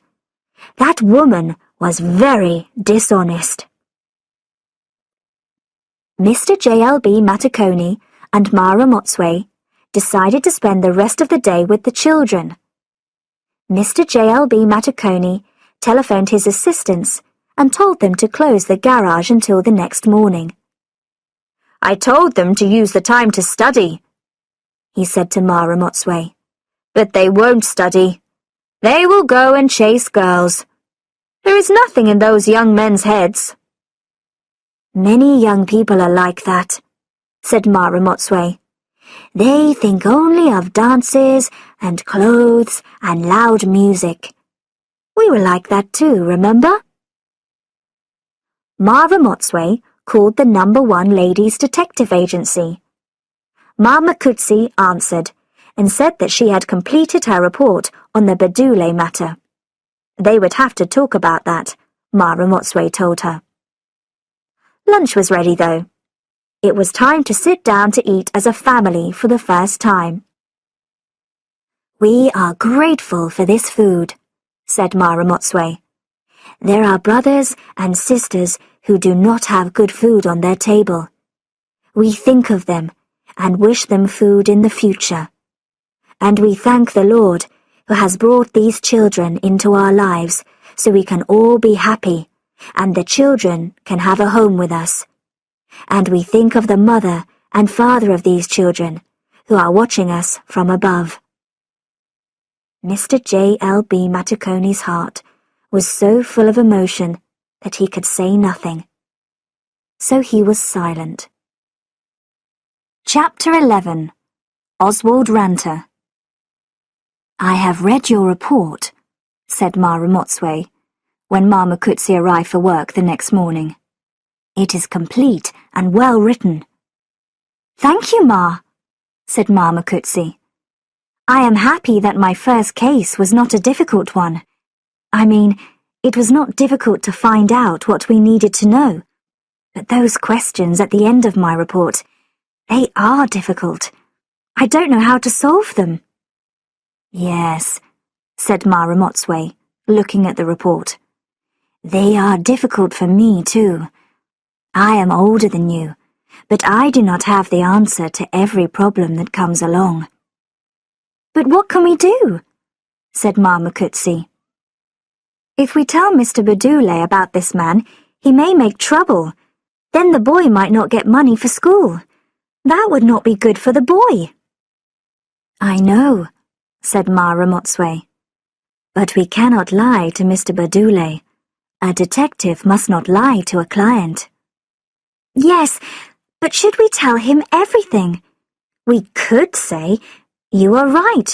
Your wife is seeing another man,' and stop there. We are not lying, are we? We are just not telling all the truth." In this case, thought Mara Motswe, The most important thing was what happened to the boy. He should not suffer just because his mother had behaved badly. But was anyone really unhappy in this situation? The well-dressed wife was happy because she had a rich man to buy her clothes. The rich man was happy because he had a stylish lady friend. The religious wife was happy because she could live in her village and her husband came home every weekend. The boy was happy because he was going to an expensive school. "It's Mr. Budule," said Mara Motsway. "We have to make him happy. We have to tell him what is happening, but we must make him accept it. If he accepts it, then the whole problem goes away." Mama Kutsi was not sure that this was possible, but she was happy that Mara Motsway had made a decision, and she would not have to tell any lies. But there were other cases too. Mrs. Curtin had sent a letter, asking Mara Motsway if she had found anything out about her son. "I have the feeling," she wrote, "that you will discover something for me." Mara Motsway knew that the young man had died on the commune. Someone had harmed the boy, and now she had to find someone who could do harm. Mr. Oswald Ranter. The little white van entered the university car park. Mara Motsway got out and looked around. She passed the university every day, but she had never been inside. She had not gone to university. But here there were teachers and doctors, people who had written books, people whose heads contained more knowledge than the heads of most people. She found a map of the university on a wall. The Department of Mathematics was here. The Department of Engineering was over there. And there, something called information. She went looking for information and came to a small building near the African Languages Department. Mara Motsway knocked on the door and went inside. A thin woman was sitting behind a desk. She looked bored. "I am looking for Mr. Ranter," said Mara Motsway. "I believe he works here." "Dr. Ranter," said the woman. "He is not just Mr. Ranter, he is Dr. Ranter." "I am sorry," said Mara Motsway. "Where is he, please?" "He is here one moment, and then he is gone. That's Dr. Ranter. But you could try his office. He has an office here. But most of the time, he spends in the bedroom." "Oh," said Mara Motsway. "He is a ladies' man, this Dr. Ranter." "You could say that," said the woman. "And one day the university will catch him. But until then, nobody dares complain." So often, thought Mara Motsway, other people did your work for you, as this woman was now doing. "Why do people not complain?" she asked. "The girls are afraid to speak," said the woman. "And the other teachers all have secrets too. There are a lot of people like Dr. Ranter here. I can say this because I'm leaving tomorrow. I have found a better job." Then the woman told her how to find Dr. Ranter's office. As she was leaving, Mara Motsway had an idea. "Perhaps, Ma, Dr. Ranter has done nothing wrong," she said. She saw immediately that it was going to work. The woman had suffered because of Dr. Ranter. "Oh, yes, he has," she said angrily. "He showed an examination paper to a student if she would do what he wanted. I know because the student was my cousin's daughter." "But can you prove this?" asked Mara Motsway. "No," she said. "He would lie, and then nothing would happen." And this girl, Margaret, what did she do?" "Margaret? Who is Margaret?" "Your cousin's daughter," said Ma Ramotswe. "She's not called Margaret," said the woman. "She's called Angel. She did nothing, and he was never caught. Men never get caught, do they?" "Sometimes they do," Ma Ramotswe thought. But she only said goodbye and went to look for Dr. Ranter's office. The door was slightly open. Ma Ramotswe listened and heard the sound of someone typing on a computer keyboard. Dr. Ranter was in. He looked up quickly as she knocked on the door and opened it more. "Yes, Ma?" he said. "What do you want?" "I would like to speak to you, Ra. Have you got a moment?" He looked at his watch. "Yes," he said politely. "But I haven't got a lot of time. Are you a student?" Ma Ramotswe sat down. "No, I am not. I have not been to university. I was busy working for my cousin's husband's company." "It is never too late, Ma," he said. "We have some very old students here. Of course, you are not very old, but I mean that anybody can study." "Maybe," she said. "Maybe one day." "You can study many things here." "Can someone study to be a detective?" He looked surprised. "Detective? You can't study that at a university." "But I have read that you can at universities in America." "Oh, yes. At American universities, you can study anything, swimming if you like, but not at the good universities. I studied at Duke, a very good American university." He paused. "He wants me to admire him," thought Ma Ramotswe. "That is why he needs all the girls. He needs people to admire him." "I would like to spend more time talking with you, Ma," he said, smiling. "But I am busy, so I must ask you what this is about." "I am sorry to take your time, Ra," she said. "I am sure you are very busy. I am just a lady detective." He stopped smiling. "You are a detective?" His voice was colder now. "It is only a small agency, the #1 ladies' detective agency. It is over by Carley Hill. Perhaps you have seen it." "I do not go over there," he said, looking nervous. "Why do you want to talk to me? Has someone told you to come and speak to me?" "No. I have come to ask you about something that happened a long time ago. 10 years ago." He stared at her. She thought she could smell fear on him. 10 years is a long time. People do not remember. "No," she agreed. "They forget. But some things are difficult to forget. For example, a mother will not forget her son." As she spoke, he changed again. He got up from his chair and laughed. "Oh," he said. "I see now. It's that American woman, the one who always asks questions.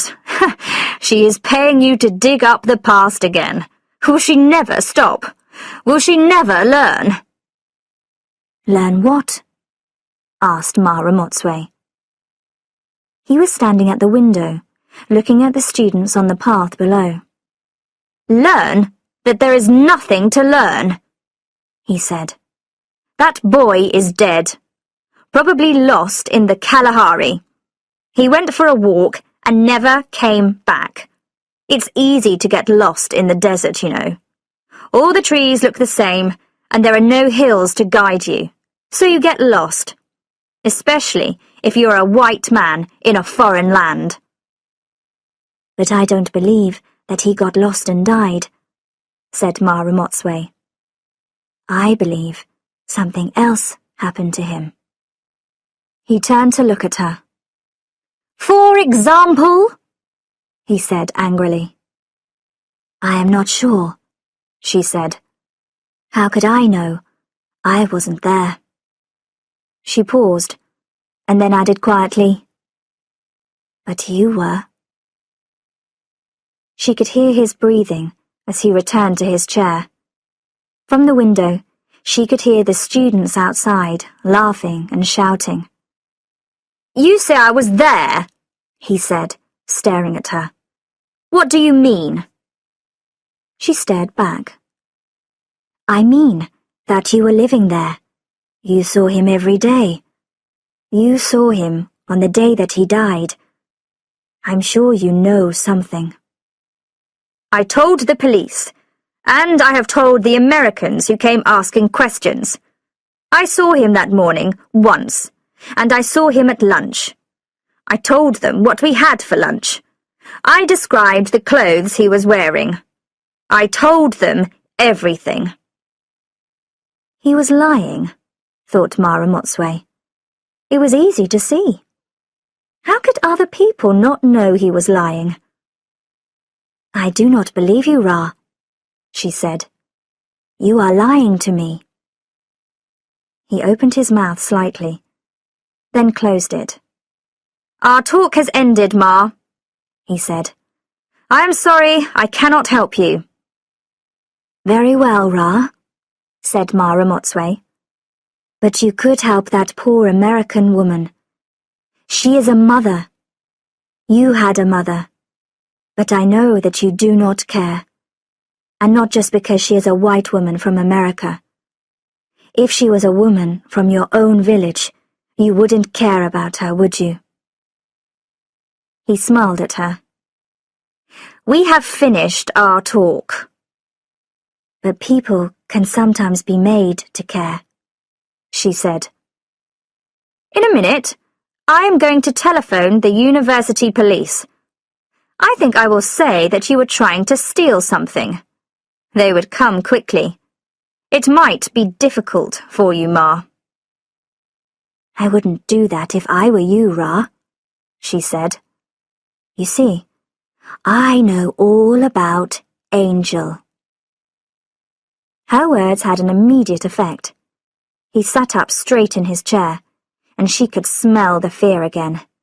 This time it was stronger. Yes, she said. I know about Angel and the examination paper. I have a letter that describes everything that happened. It is back in my office right now. What are you going to do, Ra? What will you do in Gaborone if you lose your university job? Will you go back to your village? Help with the cows again? Blackmail, she thought. That was what she was doing, blackmail. And this is what a blackmailer feels. The feeling of complete power over another person. You cannot do that. I will say I didn't do it. You cannot prove anything. But I can prove it, she said. There is Angel, and there is another girl who will lie and say that you gave her examination questions too. She is cross with you, and she will lie. There will be two girls with the same story. His lips were dry, she noticed. He moved his tongue over them. His shirt was wet under the arms. I do not like doing this, Ra, she said. But this is my job. Sometimes I have to do things like this. There is a very sad American woman who only wants to say goodbye to her son. You don't care about her, but I do. I think her feelings are more important than yours. So I am going to offer you something. You tell me what happened. If you do, I promise you that Angel and her friend will say nothing. His breathing was strange now, short, quick breaths. I did not kill him, he said. I did not kill him. Now you are speaking the truth, said Mara Motsway. But you must tell me what happened and where his body is. That is what I want to know. Are you going to the police? He asked. No. This story is just for his mother. That is all. He closed his eyes. I cannot talk here. You can come to my house. I will come this evening. No, he said. Tomorrow evening. I shall come this evening, she said. That woman has waited for 10 years. She must not wait any longer. All right. I shall write down the address.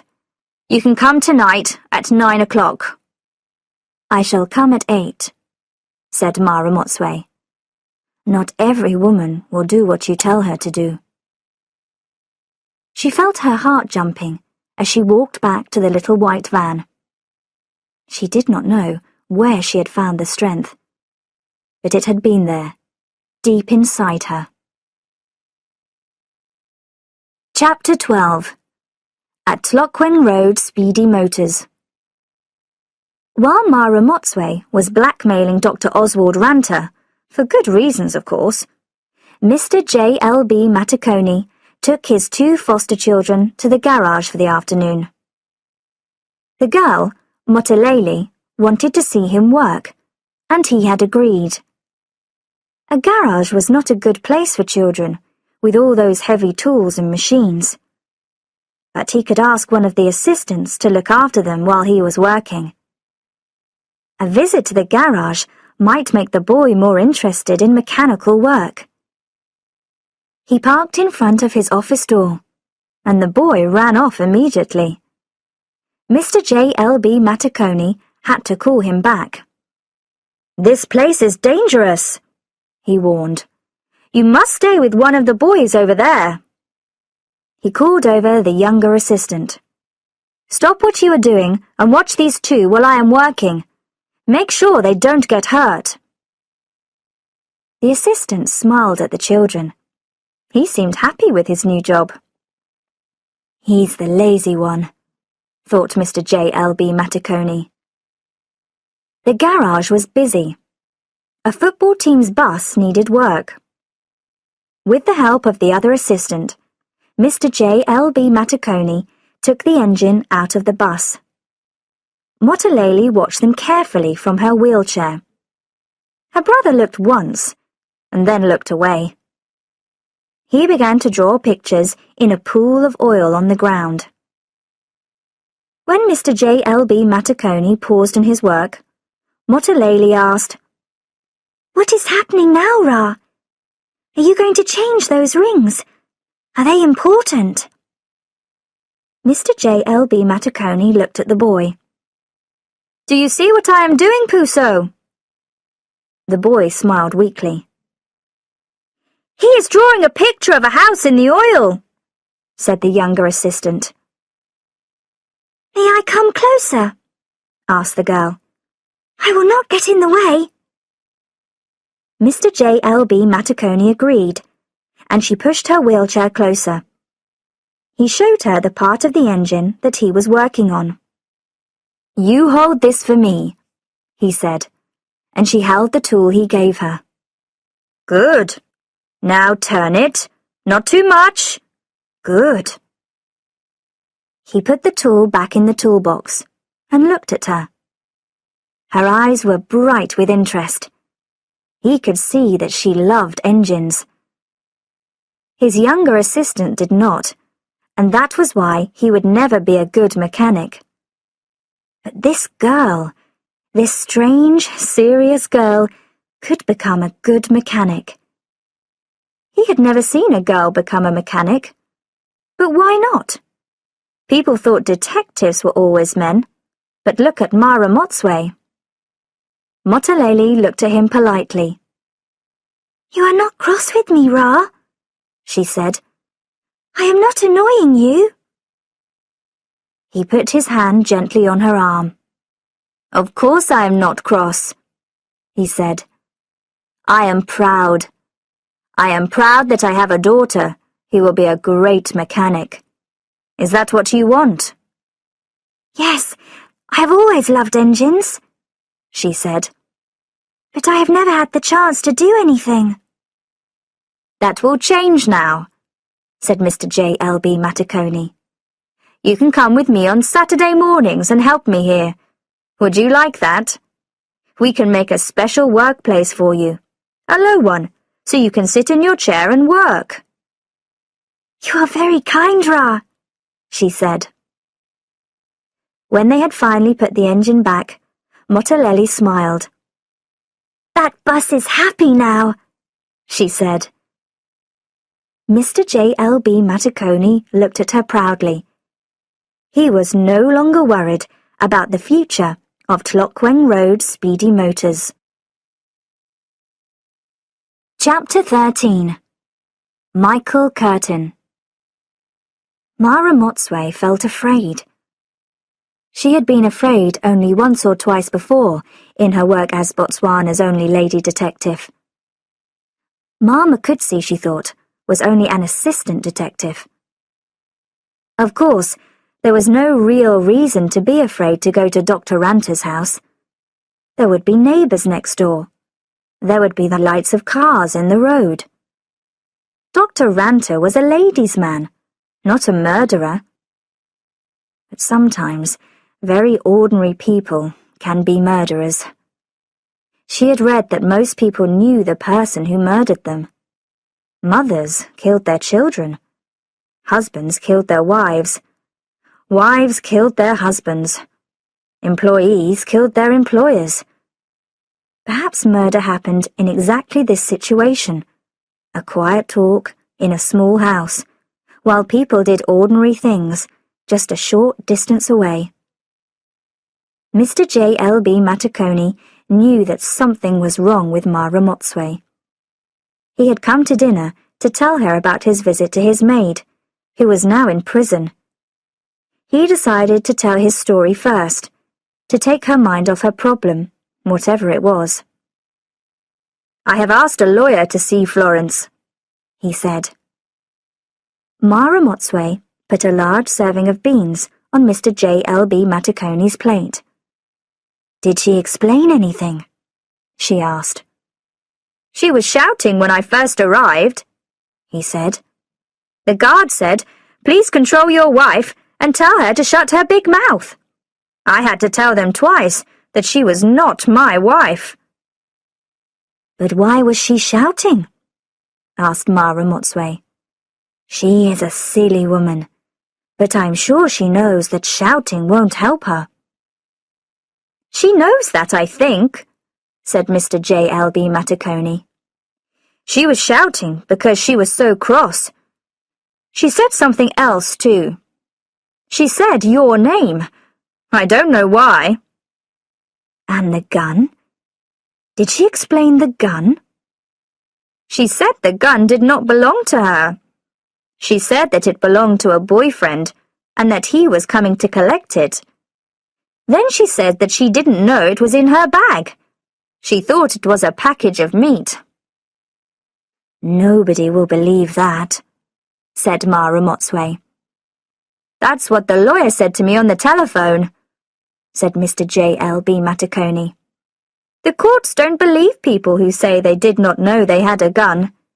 They send them to prison for at least a year." Mr. J.L.B. Matacone looked at Mara Motsway. She was nervous about something. In a marriage, it would be important not to have secrets. Of course, he had kept his 2 foster children a secret from Mara Motsway. But now they should have no secrets. "Mara Motsway," he said, "you are thinking about something. Is something wrong? Is it something I have said?" She looked at her watch. "It's not about you," she said. "I have to speak to somebody tonight. It's about Ma Curtin's son. I am worried about this person that I have to see." She told him about Dr. Ranter. She said that she did not think he would murder her, but she could not be sure. He listened quietly, When she had finished, he said, "You cannot go. I cannot let my future wife do something dangerous like that." She looked at him. "It makes me very pleased to know that you are worried about me. But I am a detective. This is my job." Mr. J.L.B. Matacone looked unhappy. "If you go, then I shall go too. I shall wait outside. He need not know I am there." "All right," she said. "We will take my van. You can wait outside while I am talking to him." "And if there is a problem, you can shout," he said. They finished the meal, both of them feeling better. Mr. J.L.B. Matacone took the plates to the kitchen, and Mara Motswe went to look at the children. Motilele had been reading to her brother in his bedroom. Now Puso was almost asleep, and the girl was sleepy herself. "It is time for you to go to bed too," she said to the girl. "Mr. J.L.B. Matacone says you have had a busy day fixing engines." She pushed Motilele back to her own room, and the girl got into bed. "Are you happy here, Motilele?" she asked. "I am so happy," said the girl. "And every day my life is getting happier." They were parked outside Dr. Ranter's house. "I will be ready," said Mr. J.L.B. Matacone. "If you shout, I will hear you." They looked at the house. It was an ordinary house with an untidy garden. Dr. Ranter clearly did not employ a gardener, thought Mara Motswe. This was wrong. A person with a good job, like Dr. Ranter, should employ people at home. There were so many people who needed work. "He is selfish," said Mara Motswe. "That's exactly what I was thinking," said Mr. J.L.B. Matacone. She opened the door of the van and got out. Mr. J.L.B. Matacone watched her walk to the front door and knock. Dr. Ranter had been waiting. He quickly opened the door, and she went inside. "Is your friend in the van coming in, Ma?" said Dr. Ranter. "No," she said. "He will wait for me outside." Dr. Ranter laughed. "So you will feel safe?" She did not answer his question. "You have a nice house," she said. "You are fortunate." He led her into the living room, and they sat down. "I don't want to waste time talking to you," he said. "I will speak only because you are making trouble for me, and because someone is lying about me." He was hurt, thought Mara Motswe. He had been beaten, and by a woman. That would be very embarrassing for a man like him. "How did Michael Curtin die?" she asked. "I worked there," he began. "I was studying what they were doing for the university, but I knew their commune would fail. I knew it would not work. I lived in the big house. The boss was a German, Burkhard Fischer. He had a wife, Marcia. There was also a South African woman, Carla Smith, and the American boy. We were all friends, except that Burkhard did not like me. He tried to make me leave, but he couldn't. I was working for the university. He told lies about me, but they didn't believe him. The American boy was very polite. He could speak some Setswana, and people liked him. The South African woman liked him too. Soon they were sharing the same room. She did everything for him. She cooked his food, cleaned his clothes. Then she became interested in me. I didn't make her do it, but she was with me at the same time that she was with that boy. She said she wanted to tell him, but she didn't want to hurt him. So we saw each other secretly. Burkhart guessed what was happening. He called me into his office and said he would tell the American boy if I didn't stop seeing Carla. He became angry and said he would complain about me to the university. So I told him I would stop seeing Carla. But I did not. Why should I? We met each other in the evenings. She told the boy that she liked walking in the bush at night. He didn't, because he thought it was dangerous, so he did not go with her. We had a place where we went to be alone together. It was a small hut in the fields. That night, we were in the hut together. There was a full moon outside. I heard someone outside, and I opened the door very slowly. The American boy was outside. He said, "What are you doing here?" I said nothing, and then he saw Carla. Of course, then he knew what was happening. At first he didn't say anything.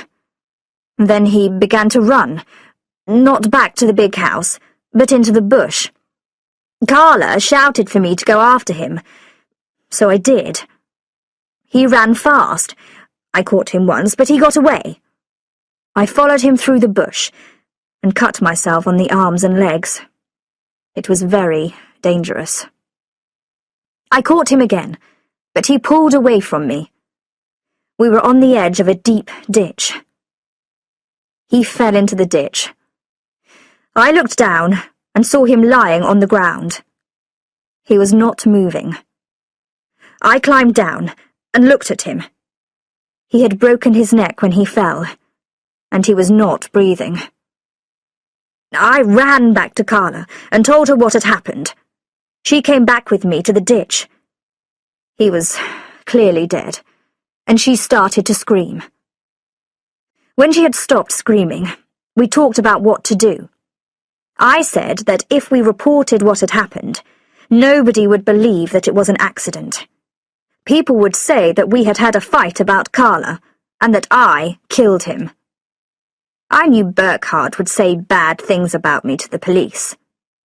So we decided to bury the body and say that we knew nothing about it.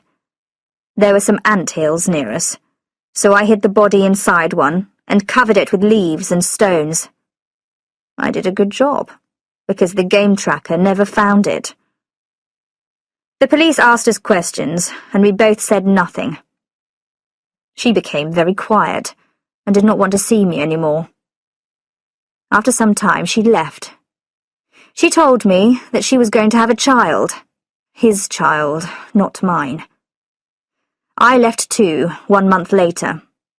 I went to study at Duke University. She did not go back to South Africa.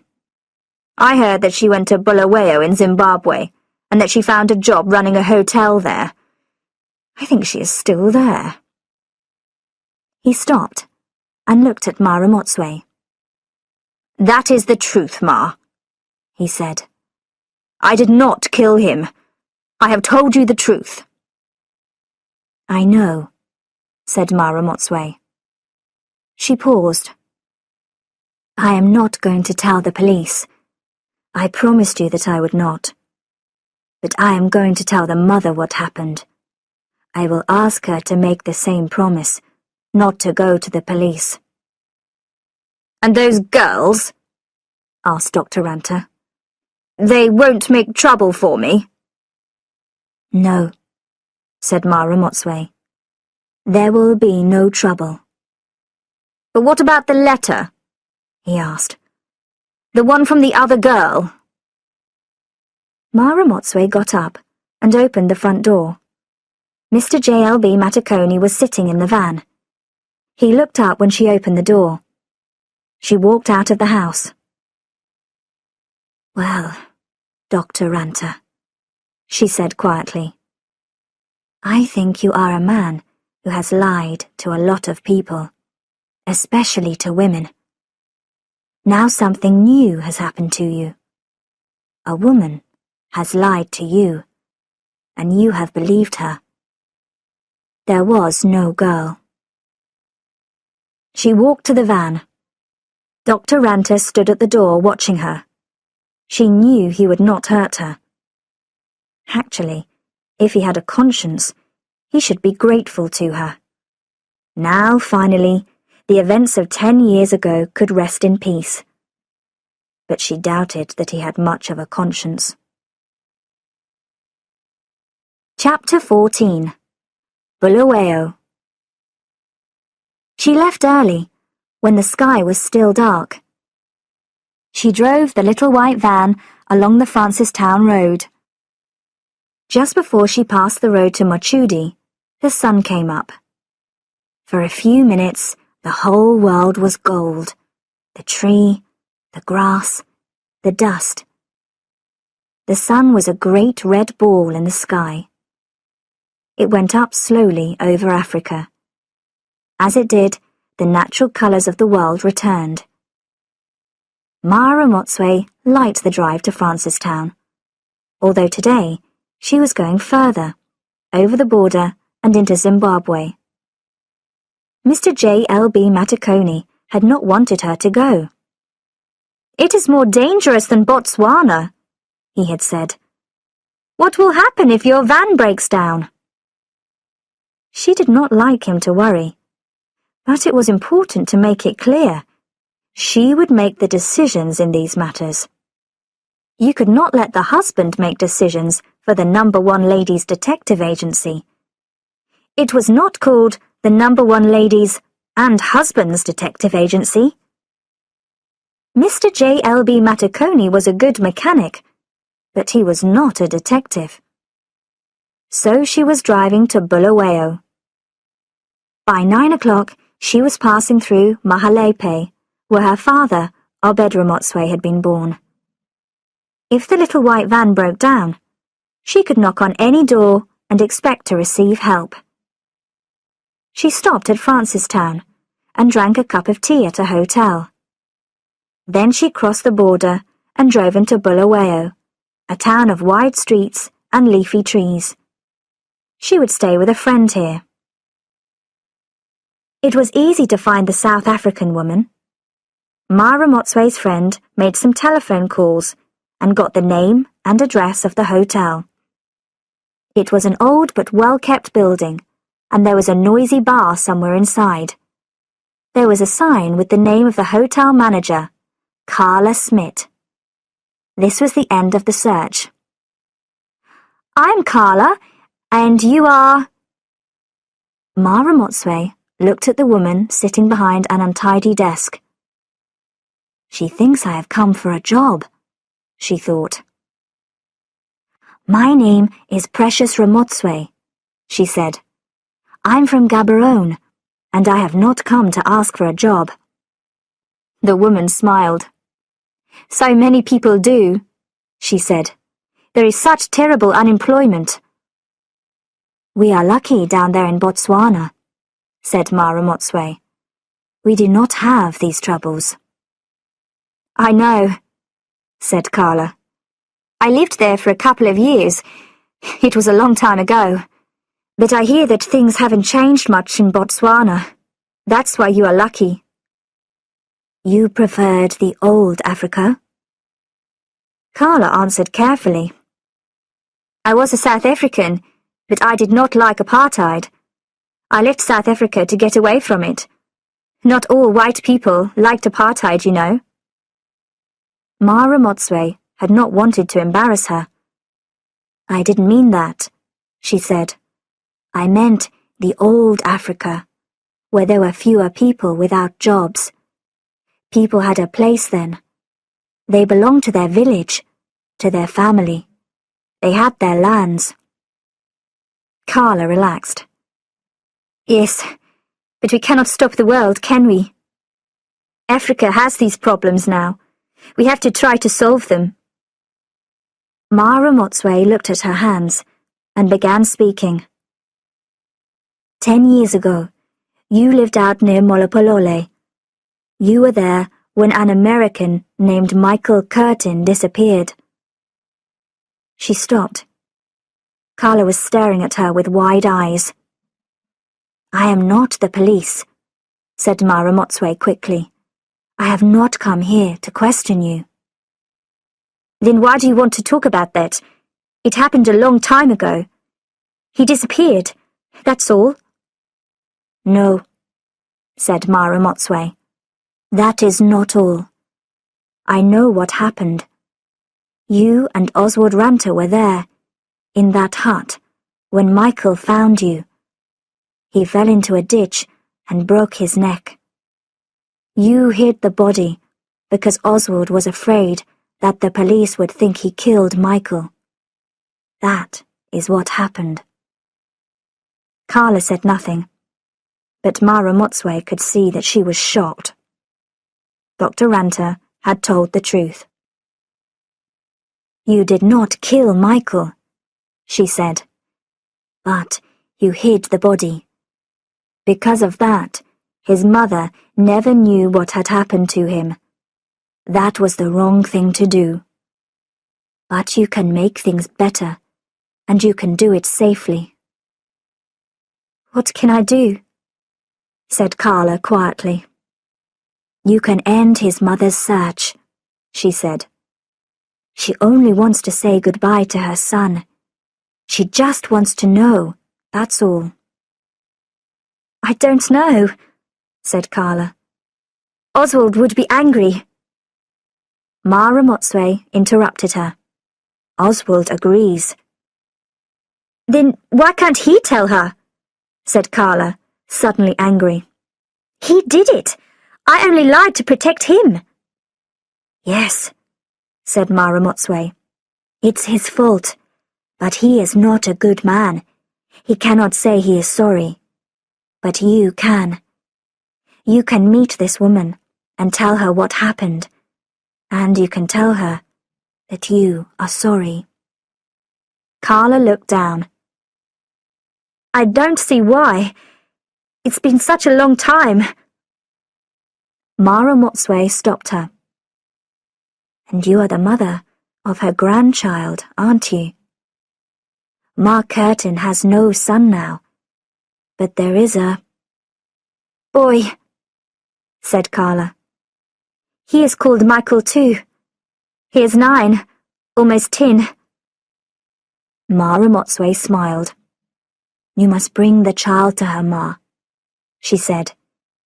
You are a mother. You know what that means. Mara Motsway got up and walked over to the woman's desk. You know you must do this, she said.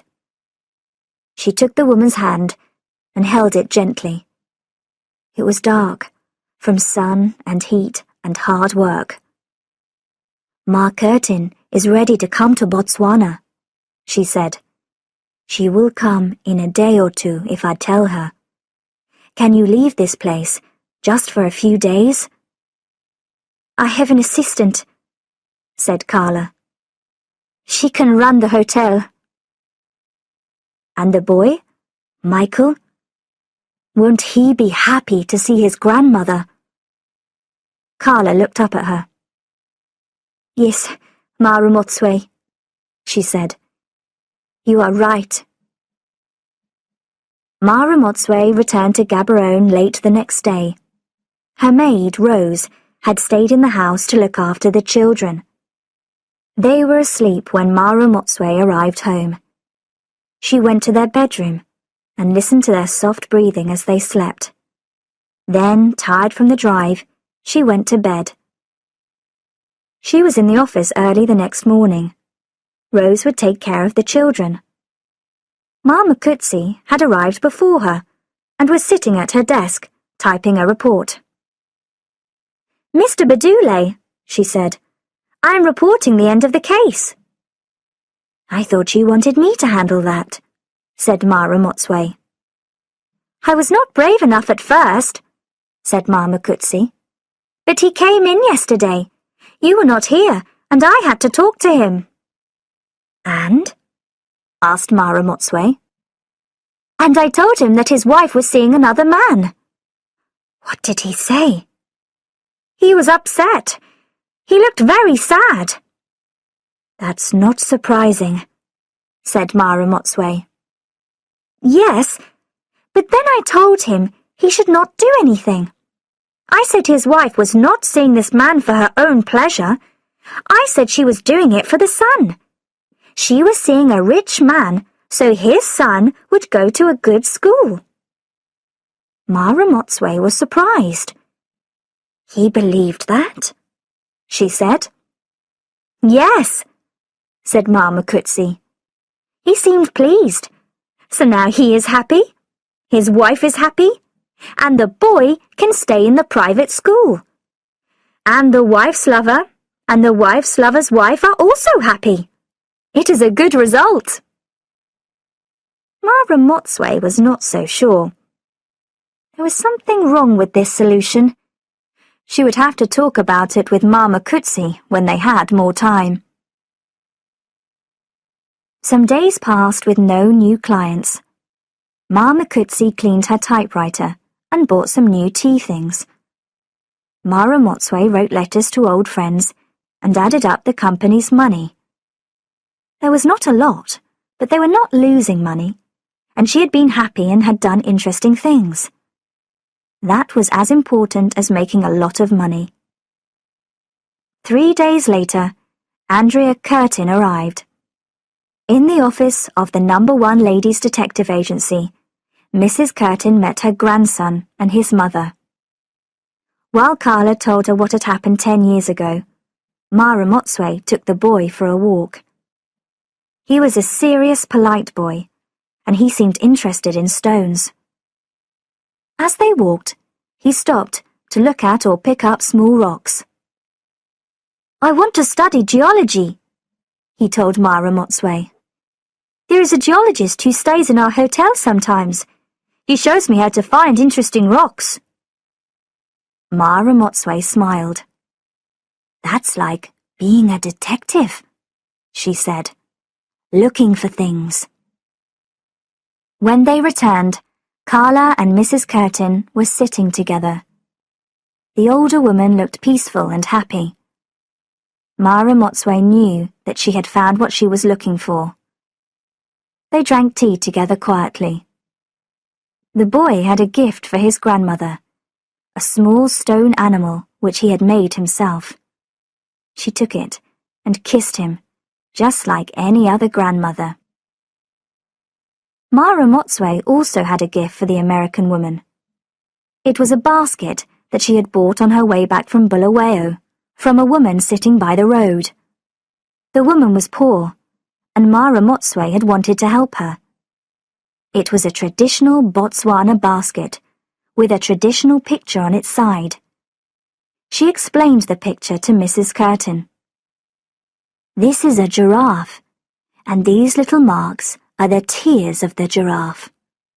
The giraffe gives its tears to the women, and they put them in the basket." The American woman took the basket politely, with both hands, in the correct Botswana way. "You are very kind, Ma," she said. "But why did the giraffe give its tears?" Ma Ramotswe was surprised. She had never thought about it. "I suppose it means that we can all give something," she said. "A giraffe has nothing else to give, only its tears." Did it really mean that, she wondered? For a moment, she imagined a giraffe looking down from the trees. She thought of the beauty that there was in Africa, and the love. The boy looked at the basket. "Is that true, Ma?" Ma Ramotswe smiled. "I hope so," she said.